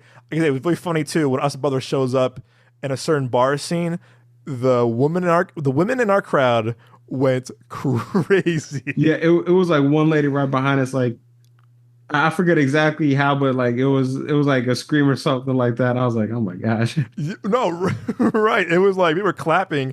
It was really fun. 'Cause I saw before the movie began, there was like a person in like the front of the theater, and she made her own little Austin Butler like cardboard sign with like Elvis and a few other Oh, I did things. not see that. That's And crazy. I mean, and that's what's up. she had a picture. She had a picture of like of the the screen in the background, like the poster or whatever. And I was like, Hmm. man, there's some Austin Butler fans. But it was funny too. 'Cause before the screening started, it was like the guy, the PR guy was like, "Who's here for Austin Butler?" And the crowd went crazy. And then Oh yeah. you raised your hand too. And they're like, "Who's here for?" No, Nick is the best person to go see a movie together. I'm telling you, like any kind of screening we go to or non-screening, whatever. Nick is like the best movie going experience part buddy ever. And then I just try to add a couple of laughs here and there. I just try to sprinkle them in a bit. and then he was like, Jodie Comer. And it was like, "Ooh." And then he raises his hand. And then, all right. And then one said, "What about Tom Hardy?" And we're like, yeah. We're like, woo. Yeah, it's a good movie, guys. I really think just again, it's very again, if you're a fan of like Scorsese, if you're a fan of kind of just like really good character driven dramas like this, up your alley for sure. I hope it does well. I know again, I really hope that Focus Features Universal took a chance on this for it to pay off. It's a very, very well made movie. Shame on Disney for not canceling this movie. But you know what? I'm happy that we got it because you know what? For us to be on the amazing press list of Universal and Focus Features, I'm cool with that. Adding did a great job with this movie. Go see it. It's a great time in the movies. Very, very well done movie. Again, I said Tom Hardy killed it. So yeah, guys, look out for that movie this weekend. Go see it. Go support it. All righty, my friend. In lieu of Tom Hardy in our review this week, I thought we can do our top 5 favorite Tom Hardy performances / movies. So, Nick, my friend, what would you consider your top 5 favorite Tom Hardy movies / performances? I'm gonna say this in no particular order, other than the order with which I have them written down on my phone. Um, my the first one I have is The Dark Knight Rises. Nice. Particularly his character Bane. I feel like the buildup was really really cool. Like I remember that first teaser trailer where it was like it was Gordon in the hospital. Oh yeah. He's like we were at this check-up. And it was kind of like we just got like images and quick flashes of like someone climbing up what looked like a like a giant well, and I remember like the last shot was it was Batman and he was all like fucked up, and then you see Bane's arm. I was like, dude, my mind was just it was earth shattering. I was just so excited. I was like, I can't wait to see because Bane is like a really cool character, Yeah. And I was like, I can't wait to see the Nolan version of Bane. And at first, I was kind of like, when I was seeing like the set photos and just like what his mask looked like, I wasn't really feeling it because it looked like too weird to me. And I didn't really get what he was going for. But the more I heard about the movie and like, oh, well, it was based off of like this and that. And this is, like how they were like characterizing Bane. It was like, it really grew on me. And so, and like his performance, I remember he even got like, he just looked like He's massive, and he was just massive, like, dude. I used to, with like me and my brothers, we used to like love just quoting, doing the Bane impressions. And even like in high Yeah. school, like I remember like I was in like Spanish class one time, and me and like a couple of dudes that I was sitting next to, we just started talking about The Dark Knight Rises, and one of the dudes just quoted that whole oh, you think the artist is your ally. Like he just went through the whole thing. And it's like it's so quotable, and a lot of it is because of Tom Hardy's Bane. Hmm. He's just such like a really cool character. They fumbled the bag with him a little bit towards the end, though. Spoiler alert, when Catwoman killed him on Batman's Yes, I motorcycle. agree. I You agree with feel me? And it that. was kind of like the whole Talia al Ghul thing. Like it's cool, but it just seemed kind of like rushed, and also I felt like it took away from the Bane character. It made him less interesting, and I agree. he, especially like he just, it was kind of like an unceremonious death. Like he really Ugh. just got killed, and then like no one cared about it Where either. was But the it's like, body? yeah, it's like, plus didn't this guy take over the whole city? And it seemed like it was by himself. Like Yeah, obviously Talia was doing it behind the scenes, but it's kind of like, y'all really just kind of like toss him to the side. But they other than did. that, amazing character. Um, the second one I have listed is Warrior. That's my favorite Tom Hardy movie. That might be my number one Tom Hardy movie, honestly. And Ooh. because I'd heard that Christopher Nolan had casted Tom Hardy as Bane, so I was like, let me see this Oh, guy's that's like right. It was filmography. Like before. let me see what this guy's got like acting wise. And I came across Warrior, and I saw that it had Tom Hardy, and I was like, okay, cool, I'll check this out. So I went into it, I think more or less blind, but it was like a really good movie, and in large part due to Tom Hardy, obviously. But it was just like, like that movie for me was kind of, it was like his like Rocky, so to speak. You know what I mean? Like it was just Right. like I it was just really cool to watch, and it was like the first side note, like the first time I saw Frank Grillo, who when I saw him in the Oh, MCU, I was like, hey, yeah. that's that guy from Warrior. Because when I was watching him in Warrior, I thought that he was just like one of the producers or something, but just acting in the movie. You know how they be doing sometimes. So I was like, all, okay, because all the time. yeah, like he just kind of seemed like, I'm a martial arts guy and I'm like co-producing this movie. Let me just kind of like star in it for a little bit. So like I legit thought that because he just kind of seemed like that type of dude. So when I saw him um in the MCU and also in End of Watch with Jake Gyllenhaal and Michael Pena by David Ayer, I believe. Oh, that's right. He plays the sergeant. He does, yeah. Like I was like, That's well, hey, that's the right. guy from Warrior. I was like, what is he doing here? Because I didn't know that he was like a legit actor. He A was in the legit Gray too, wasn't he? was he might have been. I don't remember. I I don't thought. remember the gray, but I think he was in the Gray. Let me check. Sorry. no, you good. He was in the Gray. Holy Oh shit. wow, this guy's everywhere, Oh, I know why. Because especially now. he's boys with Joe Carnahan. That makes sense. That makes sense. That's right. That's right. They're boys. They're boys. Joe Carnahan, who was that? Joe Carnahan did The Gray. He did Smoking Huh. Aces. He did the 18 remake, which is like to me a fucking underrated movie. Oh, I'm trying to think what else he was in that. What would you do with Joe Carnahan? Um, he's an action director kind of guy. okay, I Um, got you. That makes sense. sorry, go ahead. No, you're good. But yeah, and I just thought that Warrior was a really good movie, and it really showed me that Tom Hardy could act basically. So that movie just really sold me on him as Bane. Um, Number three is Legend. Oh, yes, That movie Nick. was just like him playing the K twins, or was it the Cray? Oh my god. I think you're right. I think it's K. 'Cause I fucking love Legend so much. It is Um, Cray. Cray. You're right. Cray. Sorry, Cray. It Yep. was Cray. Yeah, like Reggie seeing and him Ron play Cray. play both roles was just like really cool. And again, like it was just like I think it was kind of during this whole like Tom Hardy not craze, but like the definitely on his His rise, and it rise. was like Yeah. like we just want to see Tom Hardy and stuff because it was a really good movie, and they did a good job with it, and it definitely kind of hit in a few places, but it was Hmm. solid. Um, Underneath that, I got Inception. I think that was the first Tom Hardy movie I'd seen. Mm. And that also shows his range because he's just kind of like I'm watching him in this movie, and he just seems like okay, like kind of like a chill, kind of suave, nonchalant kind of guy. And he's really like you buy him in that, you know what I mean? Like British dude, so like you kind of buy him in that. But then like seeing him in like all of these roles, it's like it just like really goes to show he has really good acting range. And underneath that, I got Bronson by I believe Bronson. Nicholas Winding Refn, who also Drive. did Only God Forgives, Drive, I Drive. believe. Yep. Yup.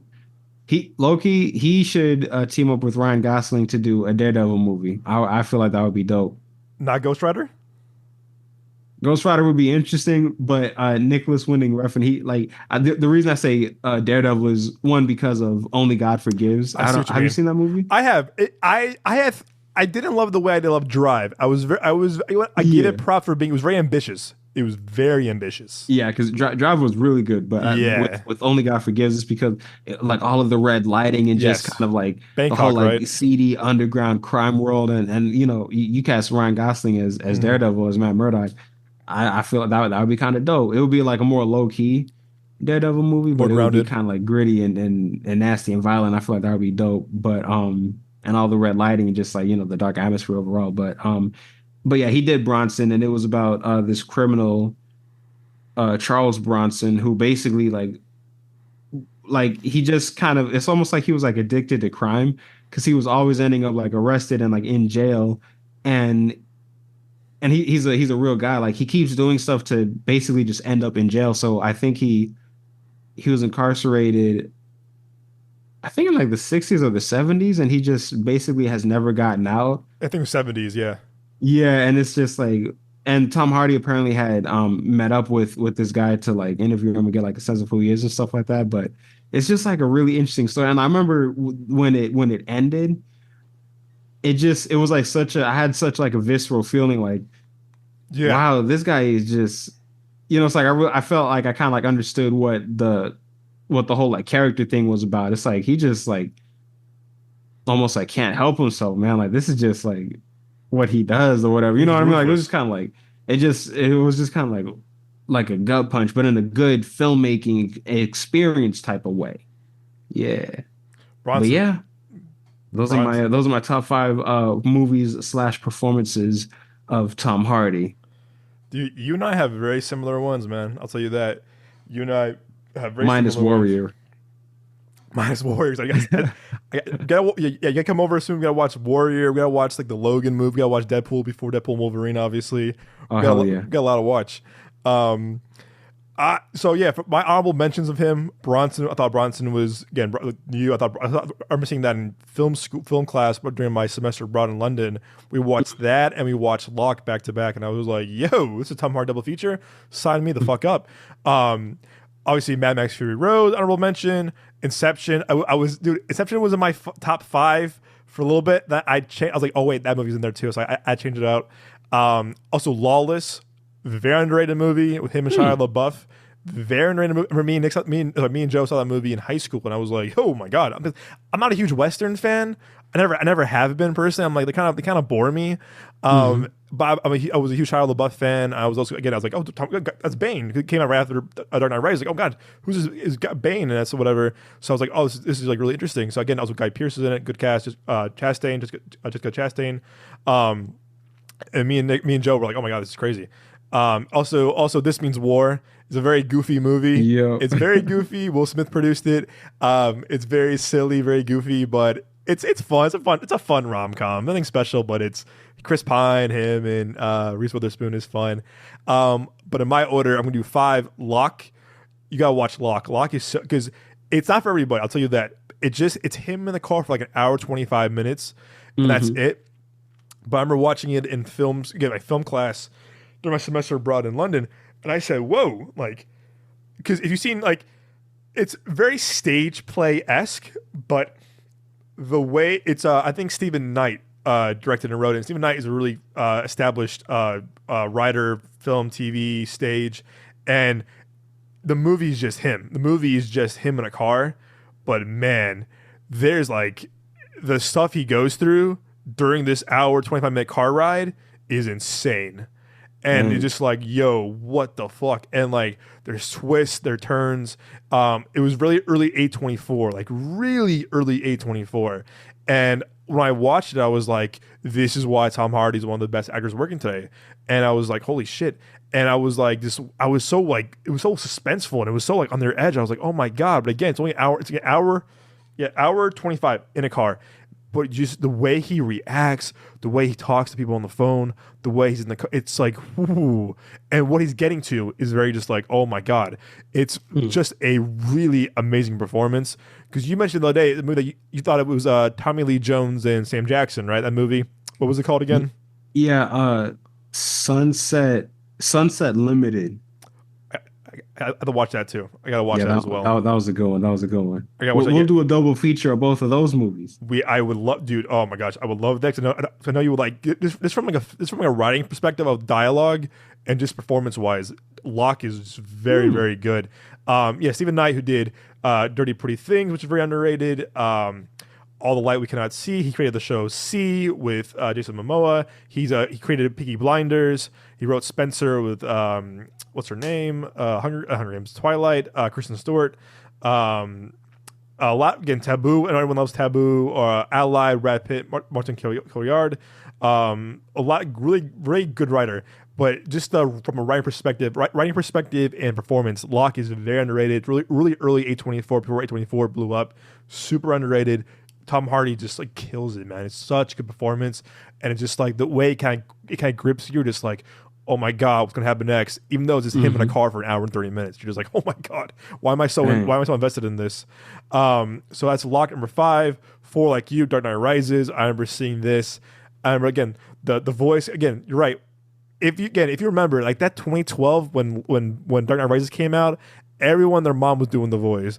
Oh, there's no one here. Yeah, I was born in the dark. Yeah, that kind of awful impression. Light until I was already a man, and by then it was nothing to me but lightning. Oh, that's my part. That's my part. Goosebumps. And when he beats the shit out of him, and there's no music playing, he was cracking the mask when he was punching it right there, bro. That is insane.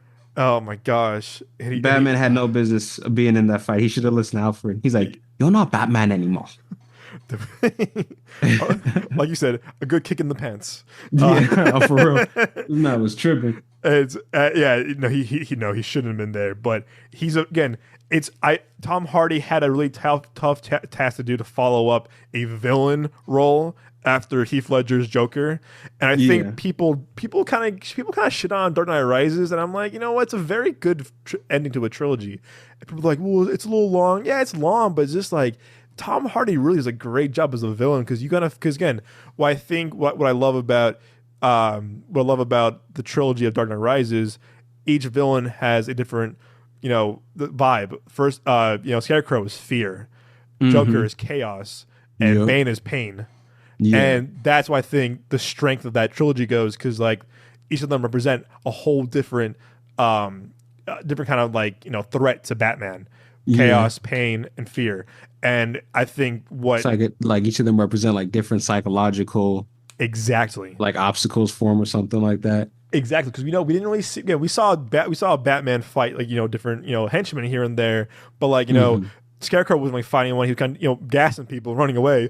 Yeah, like look at me, and then he runs away, whatever. And then Joker was just like causing chaos. Again, he had a few punches in, and kicks him with the knife a little bit a few times, but he wasn't really kind of like hand to hand combat with like actual Batman villains. So it was different. But with Bane, like how fucking swole Tom Hardy was, you're just like, oh my God, this guy's a fucking threat. And what's crazy is like they pit Batman up against like Bane, this fucking monster of a guy. They did that at, like when Batman was all old and shit like that. So it's like that's because they didn't have him fight Batman like in his prime. I think he still would have got his ass whooped, but I think it would have been like it would have been a closer fight. Like y'all had it where he had to come out of retirement and his body's all fucked up, and then he fights Bane. That's crazy. And I heard some people saying I think either it was originally supposed to be a 2-part movie, or a lot of people think it would just kind of generally benefit by being a 2-part movie. What are your thoughts on that, Doug? I think it was a good ending. Because remember, the original villain wanted to be Riddler with Leo DiCaprio. That's what they were Oh yeah. going at. Did you hear the rumors that it was going to be Eddie Murphy as the Riddler? I could not have seen that. I love Eddie Murphy. I, Eddie, I love you. I No kept coming way. across that. I'm like that. Like no disrespect to Eddie Murphy, but I'm like that just Hercules, doesn't even make Hercules. sense. That's wild. Eddie Murphy as a Riddler for The Dark Knight 3. Like that's like okay. I'd watch it obviously, but that's wild. What That a would have wild concept to me. that would have been. It's funny. I did not know that until you told me right now. I think maybe again, I'm not a Schumacher fan, but I kind of fit more the Schumacher era because again, Eddie Murphy was like 80s, 90s. Like he was that guy. Like Eddie Murphy was Oh like yeah. that. Should he have been the Riddler instead of Jim Carrey? Jim Carrey did his thing. Yeah, I'm not a huge fan of that movie. I know, like, I know my parents love that movie. I'm like, it's okay. It is a little underrated. I got to admit. I'll send you the video. I I'll send gotta, you the link. I gotta watch. I think I watched it during COVID, and I was just like, I don't know, man. I think it would have worked either way. I think Jim Carrey was kind of like on the rise. He was like, Ace Ventura in like Dumb and Dumber era. So like, Yeah. obviously he The was 90s hot. was the Jim Carrey era. Obviously he 100% it was. So obviously it would have worked either way. I think again it's still like 90s and 80s. We had Beverly Hills Cop, we had Dr. Dolittle, we had Nutty Professor. So it was still like both of their times. But I do think Jim Carrey was kind of like that was the spotlight for 90s comedies was Jim Carrey. So it kind of makes sense. Yeah. I still would have wanted to see Marlon Wayans as Robin. Personally, I still wanted to see that. That would have been dope. Yeah, that would have been really interesting. Marlon Wayans as Robin with the Michael Keaton Batman. It would have worked. It would have worked. Yeah, directed by Tim Burton too, I believe, right? Yep. It would have come back for part 3. I would have seen Marlon. I think out of all the Wayans, but I love Marlon the most because Marlon's just kind of he's very charismatic. His recent stuff, not as funny as he used to be, but like. No, I do love obviously Scary Movie. Again, you think about too, Requiem for a Dream, and Air. Like the guy's a good actor too. Really versatile. Like he's not. You can't really pigeonhole him because he's so skilled and like talented at doing everything else. He's a very good actor. And I think people kind of forget like you kind of think, oh yeah, whatever. And it's like about Tyler Perry. Outside of Medea, you see him stuff like Gone Girl. You're like, oh my god, he's such a fucking. He's really doing his thing. He's really acting here. Yeah. So I would have loved to seen it, but again, I think what the brilliance of Tom Hardy does in Bane, Dark Knight Rises is just like he really just gives pain to Batman. And I love he goes, I'm gonna blow up Gotham first, but then after that. You have my permission to die. That's some gangster how do you shit. say that to someone? That's some crazy. gangster shit, man. I'm like, that's bars. And I like still the sheer audacity you gotta have. Yeah, But like audacity. he could back it up though, because he's like, I really just whipped your ass, bro. I beat the mask off of you. Yeah, literally the audacity. You feel me? The I audacity. broke your back on my knee. You can't fuck with me, bro. Like that's wild, man. The He's like, audacity. Gotham is ashes. They have my permission to die. Bro, again, and that's the whole like he's really quotable. Bane is really quotable, so it kind of helps with the iconicness of the movie. Very quotable, and it's very very memorable too. Like a lot. I think the last superhero movies that we see nowadays is like very forgettable villains. I think again, not to kiss ass a lot, but like I think each movie, obviously the Joker, Bane, and Scarecrow, they were very memorable villains because they were fleshed out very well. Why I think with Man of Steel, why Zod is so memorable because. Zack Snyder and Michael Shannon really fleshed out Zod as a character. It works. It works. And I think that's why it's like, when you have a good villain, you have a good filmmaker behind a good villain, you have a good actor behind a good villain. I think I worked with Dark Knight Trilogy and Man of Steel, obviously, because you both had Nolan. And you had, you had Cillian Murphy, Heath Ledger, and obviously and Tom Hardy. And I love the line in Dark Knight Rises where he goes, "You came back to die with their city." Nah. Can make her stop you. They start fucking fighting each other or whatever. And there's a scene where Batman punches his mask and the thing goes off.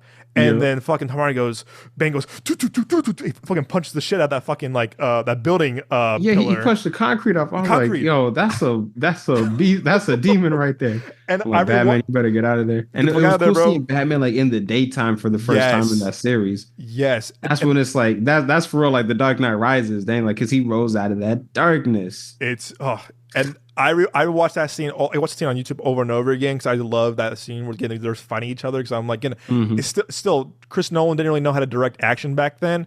But out of the entire Dark Knight trilogy, that had the best action, fight hand to hand fight combats. If you ask me, it had the best fight scenes. It did. That where he's when they were like in the sewer, like where he ultimately like breaks his back. Like, bro, that shit was insane. Like that's my favorite scene of the movie. It's fucking crazy. I watch that like all day, every day, no questions asked. If they ever bring that back in IMAX, you know I have to go day one. Front row. That. We have to, dude. I'm teasing, not front row. Got me fucked up. That'd be crazy. Not our local IMAX. Would be my neck. So yeah, I'm going Dark Knight Rises at 3 for his for 4 performances. Number 3, Bikeriders. You heard my review. I'll leave it at that. I think he's very De Niro-esque. I think it's one of his best performances since The Revenant. So I'll leave it at that. 2, The Revenant. I don't love The Revenant the way everyone else does. I think it's a very good movie. I don't think it's an amazing movie, but I remember seeing it with Joelle and our friend TJ at the time in high school. And because I remember it was like, because I think Chicago got it early before anyone else did, because it was like, limited theaters only. It was like, Chicago, New York, and LA, whatever. And I remember me and Joelle and TJ saw it because we were hearing, Leo, obviously. Leo was like the boy, and also Tom Hardy. And I remember walking out because like, oh my God, Leo's best performance. I was like, did y'all see Tom Hardy? And I said this before multiple times on the podcast and in person. Yeah. I think Leo should have won for Wolf of Wall Street for his best actor. I think Tom Hardy should have won for best supporting actor in Revenant more than Leo. I thought Tom Hardy was way better than Leo. It's Leo the entire Revenant. Leo, my son, and I'm like, okay, bro, you're Leo. I get it. But the way you acted in The Departed or Catch Him If You Can or Wolf of Wall Street or Django, whatever, like you're a movie star. You're a legend. But the whole time, it's just him the entire time. You killed my son. Spoiler. And I'm just like, oh, come on. But the way like Tom Hardy was playing this vicious like fucking psychopath, very just like weirdo wilder person. It's like, what the hell? And I just think that like I think he gets outshined by Leo, unfortunately, because of like, oh my God, Leo's best performance. I'm like, Tom Hardy is such a good villain in this. Again, he's a good villain obviously in Dark Knight Rises, but Tom Hardy is just fucking out of this world, phenomenal in Revenant.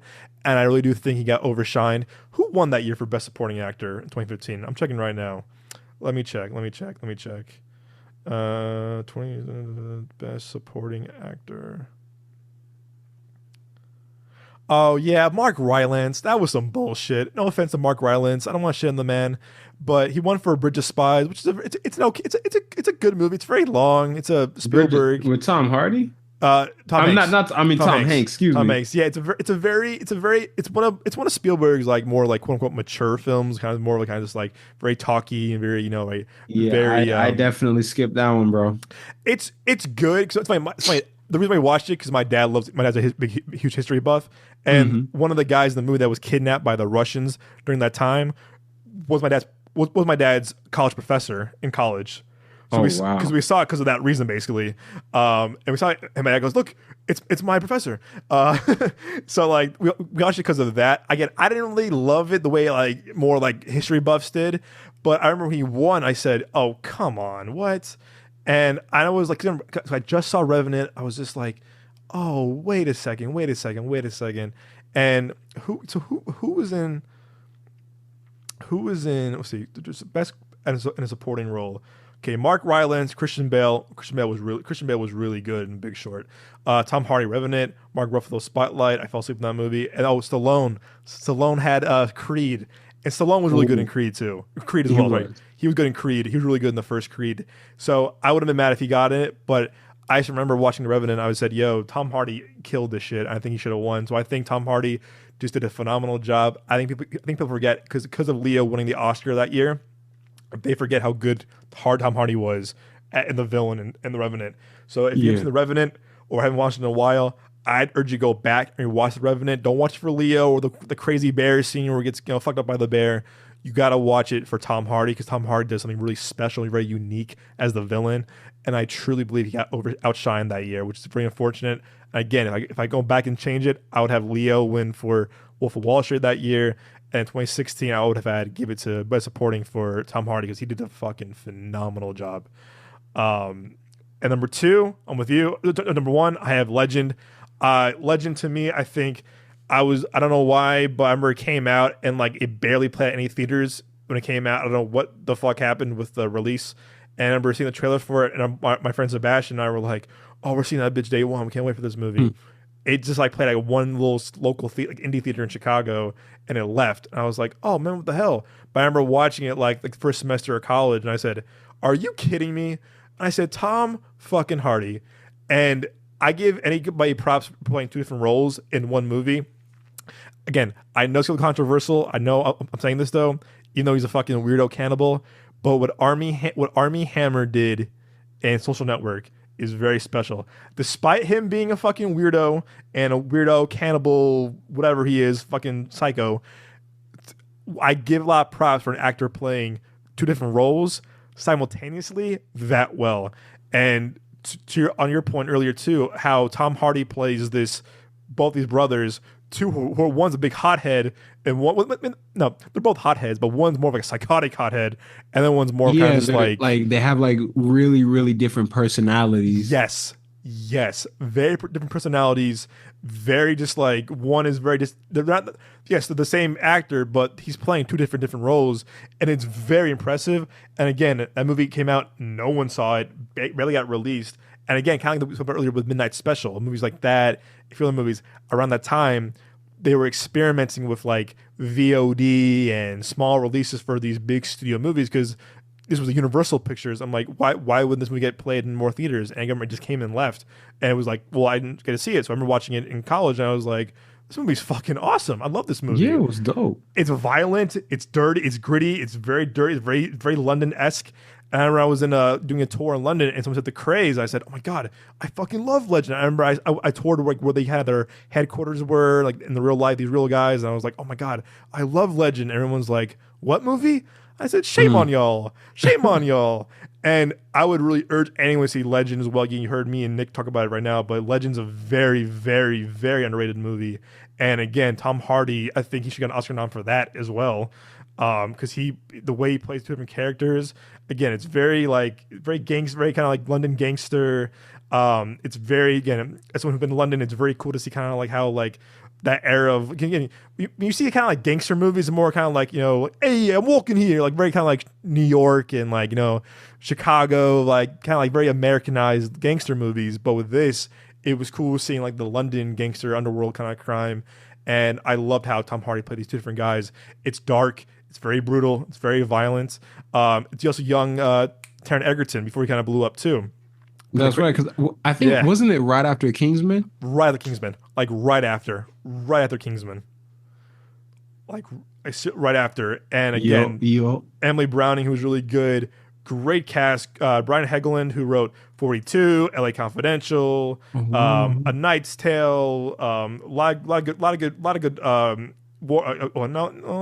Few movies that are. Oh no, he wrote Man on Fire, Mystic River. Oh, that's my movie. That's my movie right there. Green Zone, Robin Hood with Russell Crowe. I don't care for that movie.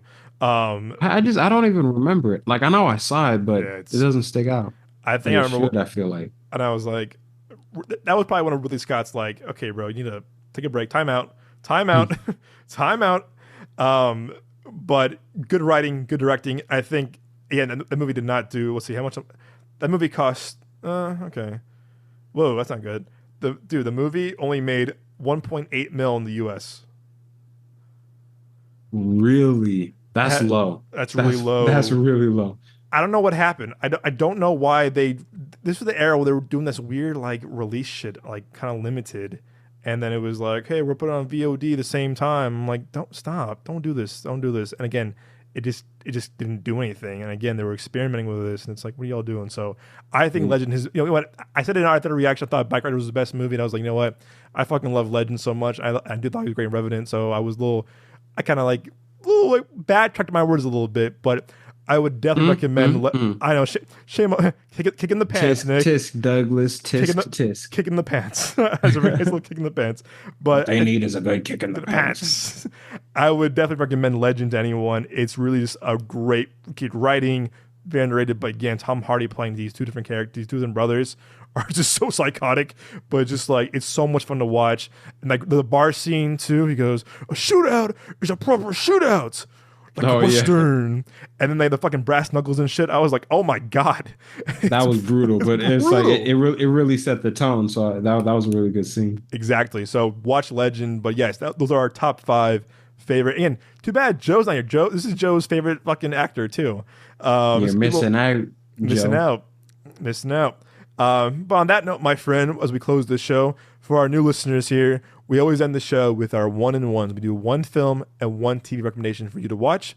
Hey, you've seen these before, have seen them before. We like these movies or shows. We're just giving our honest and just kind of just like biased opinions on these movies or shows. You don't have to watch them, whatever. But if you're curious, go check them out. Nick, my friend, what are your one and ones of this week? So for my movie, it's going to be 2008's Wanted, starring Yes. James McAvoy, Angelina Jolie, Common, and of course Morgan Freeman. Hmm. Also Chris Pratt, funny enough. Oh, it's right. He's in the beginning. Yeah, he was the best friend. He was But doing his girlfriend. He was screwing yeah, McAvoy's he girlfriend. was that dude. But ooh, excuse me, pardon me. But no, like when this movie came out, it just seemed like so cool because it was 2008, so I was like 10. So like every new action movie, just I was like, I gotta see that, and it was like there was over there curving the bullets and everything, Hmm. and I just it was just a really fun action movie. I thought that it was fun kind of seeing like the main character go through all of this stuff and just like the whole concept of like it's a secret society of assassins, like It's that's brutal. just yeah, and it's brutal too. It's really violent, but it's really I think like fun and well done. And to like a 10-year-old that loves action movies, like that was how I said earlier, chef's kiss. That was the creme Hmm. de la creme, so to speak. um Excuse me. And I believe that was Universal Studios, actually. Yes, sir. Yes, sir. I'm already, yeah. I'm already knowing. You But already know. and it was yeah, and it was a really fun movie. And apparently I heard that it was based off of a comic book around the time it came out, and the artwork for the comic, James McAvoy's character, he was originally illustrated to look more like Eminem. Really? Mark Miller, right? I think Mark Miller did Wanted. Yeah, Mark Miller did it, Great and writer. Angelina Bassett's character was originally illustrated in the likeness of Holly Berry. So I was like, huh? And then it Ah. was like years later. What the original comic book is actually about is it's basically just a universe where all of the supervillains took over the world Mm. because like they all like teamed up and killed all the superheroes. And it's like this is like everyone is in like comic book supervillain costumes. And it's Mark Miller, so it's like really kind of just edgy and dark and gross and stuff like that. And it's the original comic, it's absolutely nothing like the movie. Like the only thing Mm. that's the same is the name, because it was like people with like superpower. Like it was kind of like the boys in a way. Like how Oh, it's like interesting. it's Yeah, yeah, it's yeah. superheroes or supervillains just doing literally whatever the fuck, and it's all like Interesting. just edgy and violent. It was really like that. Um so yeah, fun fact. I would definitely check it out. The movie, and I haven't read the comic book, but I saw like an analysis breakdown like of like the plot like beat for beat in the comic, and I'm like, yo, this shit is wild. It was insane, man. And just again, like some of it was just kind of like I'm like, that's too far. Like I like some of the Mark Miller comics, like Civil War. I enjoyed most of the Ultimates. Like I like the whole superheroes in the real world Kick ass. idea, but some of it, like just some of the way the characters are written, it's like, yeah, like they're not really like the more heroic takes on the characters. You know what I mean? Because it is, Smart Miller. It's a little bit Because edgy, but he what's did up? he did kick ass in Kingsman as well, right? He did. Oh, and he also did the some of the Authority, Oh, which is really? going to That's be on the right. DCU slate. That's right. That's right. You told me that.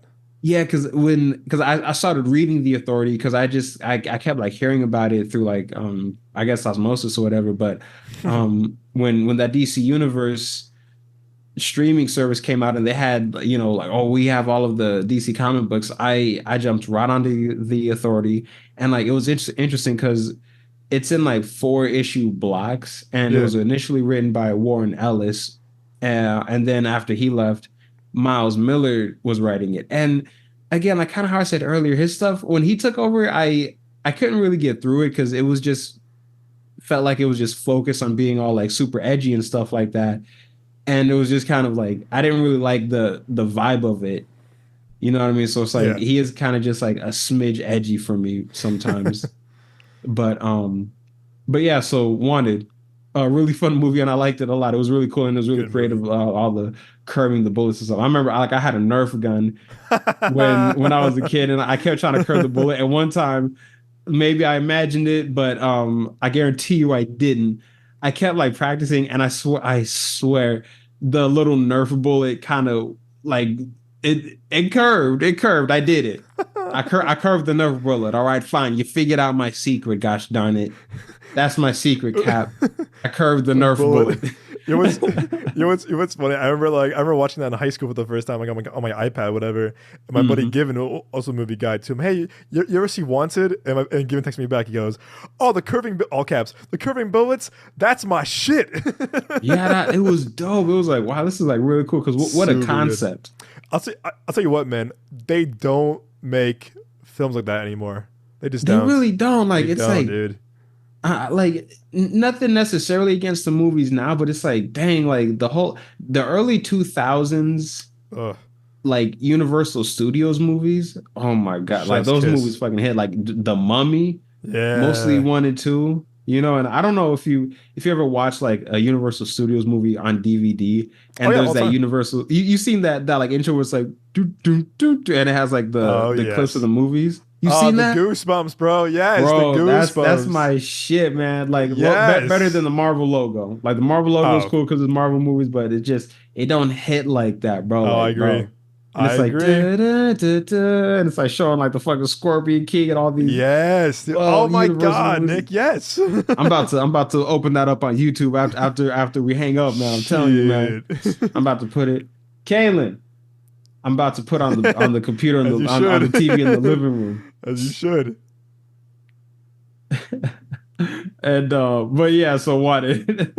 Great movie. And then for my for my one-on-one show, it's this show called Psych that I came across when I was a kid. I think around like sixth-ish Yeah. grade. And it follows these two guys, Sean and Gus, and it's basically just a really comedic take on Sherlock Holmes. And Sean is this really perceptive, a really deductive guy, and I think he and Gus live in like Florida or Miami or something like that. But they're like private detectives and they solve mysteries, but the reason it's called psych is because he pretends to be a psychic. So whenever he's making a deduction, he pretends that he's getting a vision. And so when like this detective agency that he has in the show, it's literally under the guise of I'm a psychic detective.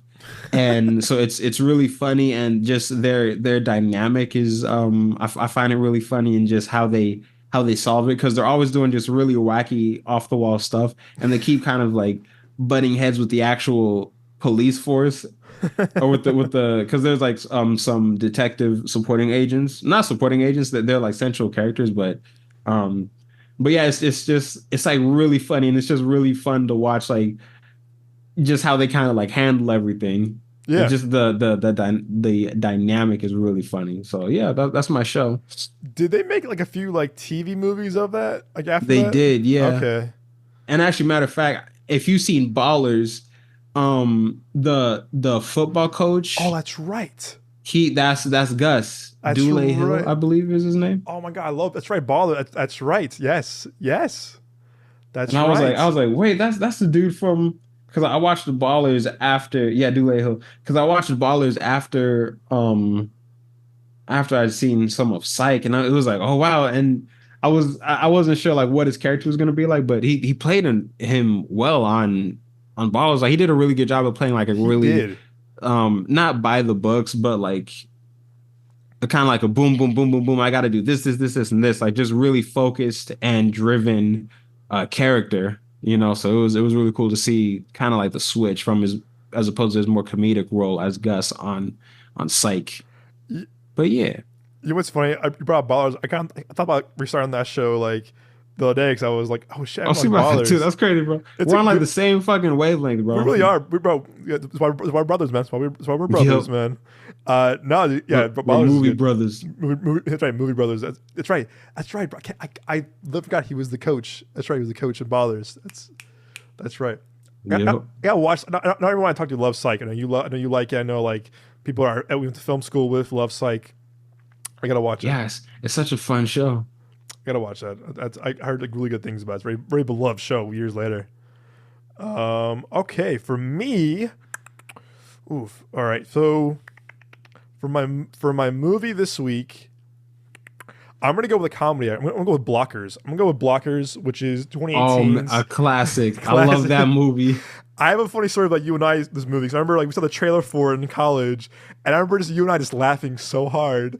That was insane because it was like this is comedy gold. Gold, Douglas. I'm telling you, like that the trailer was just so fucking funny. And it was like, I can't wait to see this just bonkers, kind of off the wall comedy. I Like it was remember. ridiculous. I was like, this is too insane not to see. I forgot what we saw. I'm happy I saw it in theaters. Gosh darn it. Oh, me That too. that's that movie deserves a theater experience. I'm telling you, They don't make comedies like that no more for the big screen. I just they remember really don't. we were seeing something, and this is spoilers for the movie. I'm sorry, but like anyway, Blockers is about these three. So anyway, it's prom night. These three girls want to lose their virginity. They have a sex pact that night. They want all them lose their virginity on prom night. It's very super bad. Seth Rogen produced it. Kay Cannon, who wrote the Pitch Perfect movies, directed this. She's a great filmmaker, good writer. 30 Rock, New Girl, super good writer. And these parents, John Cena, Leslie Mann, and Ike Barinholtz, find out about their daughter's sex pact from like their like iMessage or whatever, and they plan to like basically cock block them and like and just like stop them from doing it. And in the trailer, it's funny. The trailer's really funny, whatever. But there's a scene where in the movie, again, it's in the trailer, so I'm not really spoiling it, but like they go, okay. They want to crash like their daughter's like prom party, right? The party they're at, like whatever. And so the kids are like, no, you want to go to the party? You got to do a beer chug. All right, of course, up your butt. They call it a butt chug. And so like John Cena has to do it, and Ike Barinholtz is doing it, and Ike Barinholtz is pouring the beer in the fucking beer funnel of John Cena's ass, and then Yeah. I hear is oh cops, and the and the beer comes back up and it sprays Ike Barinholtz in the face. Oh And he gosh. goes, and we saw that for the first time. Me and Nick laughed so hard. We were Bro, I just couldn't breathe, man. we Oh my kept gosh. laughing, and we just kept laughing. I think we're the Moses too, and we just kept laughing. We laughed so hard. Where I was like, it was like the trailer was already over, and there was another trailer playing. But me and Nick kept just laughing at the trailer. Goes, ass juice, and they run away because the beer comes back up. Jeez. Yeah, And he fucking sprayed him, man. That's crazy. I just remember Ass beer. I just remember you and I laughing so hard, and we just couldn't stop laughing at the trailer. But it's a very fun movie. I think 2018 was the last good year for comedies because you had Blockers, Tag, Game Night. And Blockers to me was very super bad-esque, very kind of like that American Pie kind of vibe too. But it was very funny, great writing, great cast. I think Kay Cannon did a great job directing her first movie. And it's super underrated. I think it kind of came and went. It was a year of like Infinity War, Black Panther, Ready Player One, Aquaman, a lot of huge Quiet Place, a lot of huge movies that year. And that was like 6 years ago. Hard to believe. Like back then, we got so many big movies now that we're kind of getting like this not as much as we used to anymore. But it's a very very funny movie. Great, like I said, Catherine Noon. I'm bringing on the other two girls' names. Catherine Noon's a huge star now. She was in Abigail. She was in Freaky. It's Oh, Frankenstein. Ant-Man and the Wasp, Ant-Man the Wasp, Quantumania. unfortunately, which I don't get why she, again, good actress. I don't know why she's in that. But it's funny though. I always told Zeta that she reminded me of her for some reason. I mean, because of the blonde and the blue eyes. Yeah, probably. For some reason, before I met her, I'm like, you know that actress from this? She goes, yeah. I was like, that's your twin. She goes, no, it's not. I was like, yeah, it kind of is. They do look pretty similar. Yeah. They're pretty similar. The eyebrows and the blonde hair and the blue eyes. But it's a very funny movie. And again, I love the chemistry between Ike Barinholtz and John Cena and Leslie Mann. Because again, I wasn't really sold on John Cena as an actor before that. When I saw him in that, I was like, okay, he's pretty funny. He's pretty good. Mm-hmm. He's funny. He's some good timing and comedic wise. And again, I'm a big Ike Barinholtz fan, big Leslie Mann fan. Even the fucking limo driver.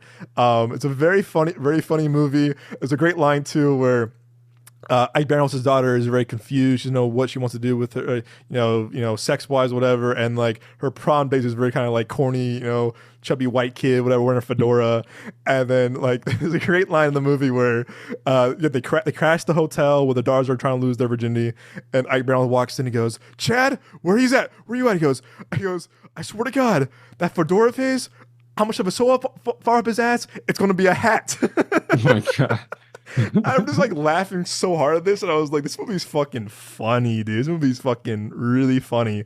And I think it's very forgotten and very underrated. So I would definitely recommend for a really kind of funny, kind of like very kind of like old, kind of like 2000s kind of comedy.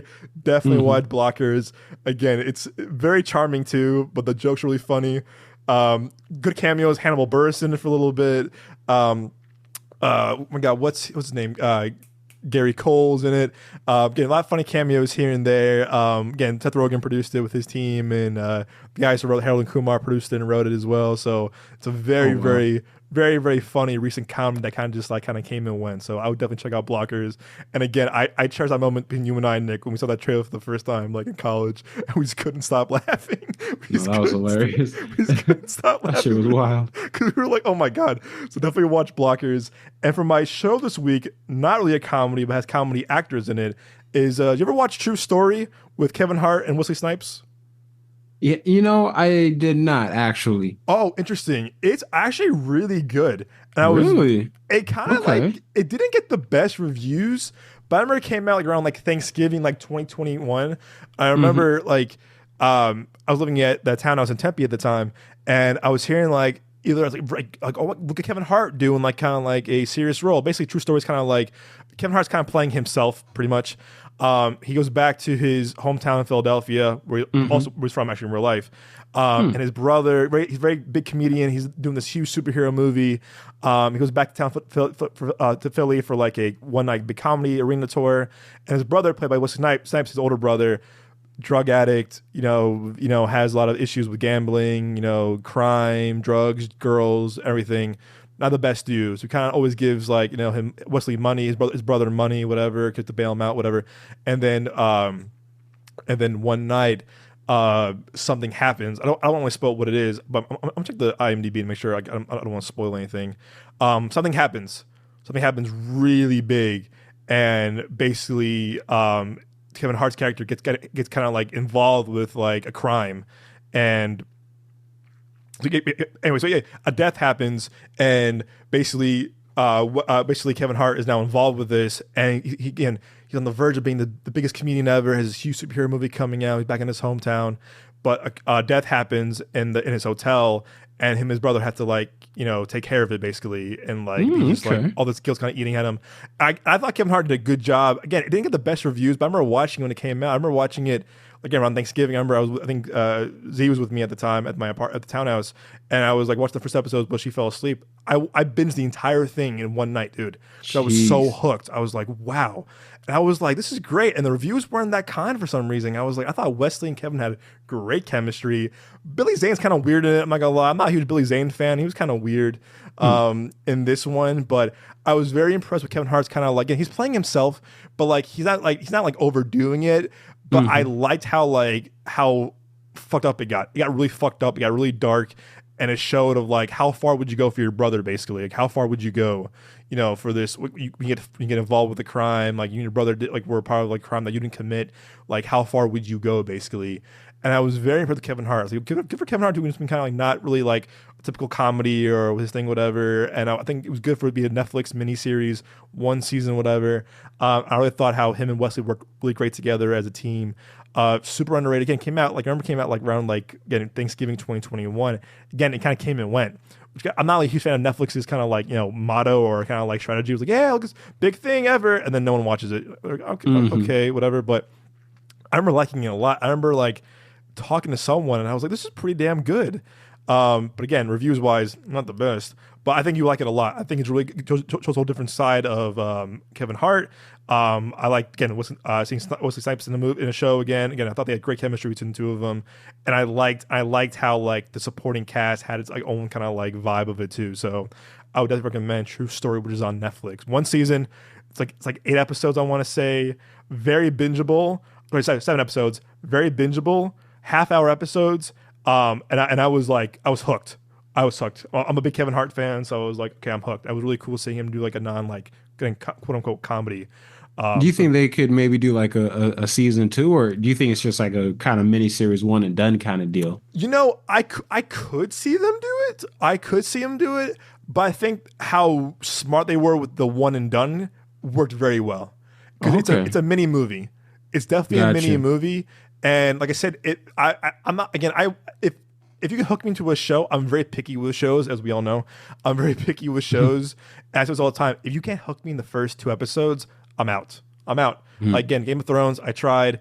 Sons of Anarchy, I tried.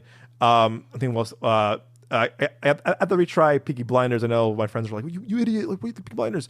But there's certain shows where I was like, yeah, again, I just think it couldn't catch me. But with this show, for some reason, it caught me right away where I was like, I'm finishing this in one night. I remember I watched legit. I remember Zeta was sleep next to me. I watched the entire thing in one night. Dude. It was up to like 3 a.m. because I was like, that must have been a good show right there. Man. Golly. I was really impressed. So I think you and Kaylin would like it too, because it's very gripping, and you kind of see what happens next, basically. So I definitely would recommend watching this. One of Kevin Hart's better Netflix projects, if you ask me. So yeah, True Story is my show of the week, and for my film, I go in with Blockers. So we hope you guys enjoy. Or if you've seen me before, let us know if you like them or not. Or again, if you haven't seen them before, check them out. It's what we're here for. We're here getting our one-on-one. So we hope you enjoyed our one-on-one Recs of the week. Yes, alrighty, my boy. As we come to the end of the show, where can our lovely audience and viewers find you on the socials? So you can find me on YouTube at Dawning Vision, capital D as in Dawning, capital V as in Vision, and on Instagram at Dawning Vision, all lowercase, all one word. And if you just want to, follow my personal stuff, I'm at Ahmad Johnson 98 on all on Instagram, and you can find all of my podcasts, YouTube videos on YouTube, obviously, and all of those other podcasts on Spotify and anywhere and everywhere else that there's podcasts. You can also find his amazing award-winning short film on our Linktree on our Instagram page. Also, again, if you haven't read Nick's article, he's featured on Essence Magazine. What are you doing? Go there now and read it. It's a great, great article. We're so proud of Nick and all his hard work. You're too kind. It's the it's the 3rd link on our Linktree right there underneath the podcast. So again, check it out. It's a great read. Just seeing how all hard work Nick's put in his movies and his filmmaking and his passion is so rewarding. So definitely check that out. But yeah, you can find me, of course, on Instagram at TheYoungJones. You can also find me on Twitter or X at Capri _Sun, SON. And you can find the show socials, all one word, Midway Avenue Productions, on Instagram, TikTok, and YouTube. We post all of our little, out of theater reactions, little snippets here and there. We're doing more behind the scenes vlogs of screening nights, whatever. Like I mentioned too, we tease a little bit. We're doing our little our long form video part of the podcast, accompanying the audio. Hopefully, end of summer, if not early fall. Look out for that. And as always, my friends, we hope you enjoyed this week's episode of the Genre of Your Life podcast. If you're new to the show, hope you enjoyed your first time with us. If you're coming back, welcome back. Hope you come back next week with us. We have a lot more, guys. Again, it's only the beginning of summer movie season. We got a lot more to go. We have Twisters. We got Deadpool and Wolverine. We got Borderlands, Quiet Place Day 1. We have a lot, Long Legs. We have a lot, and I mean a lot to cover. So we are just getting started. So again, subscribe, rate, follow us on all your favorite social medias, on your favorite podcast platforms, YouTube. As always, my friends, we'll see you at the movies.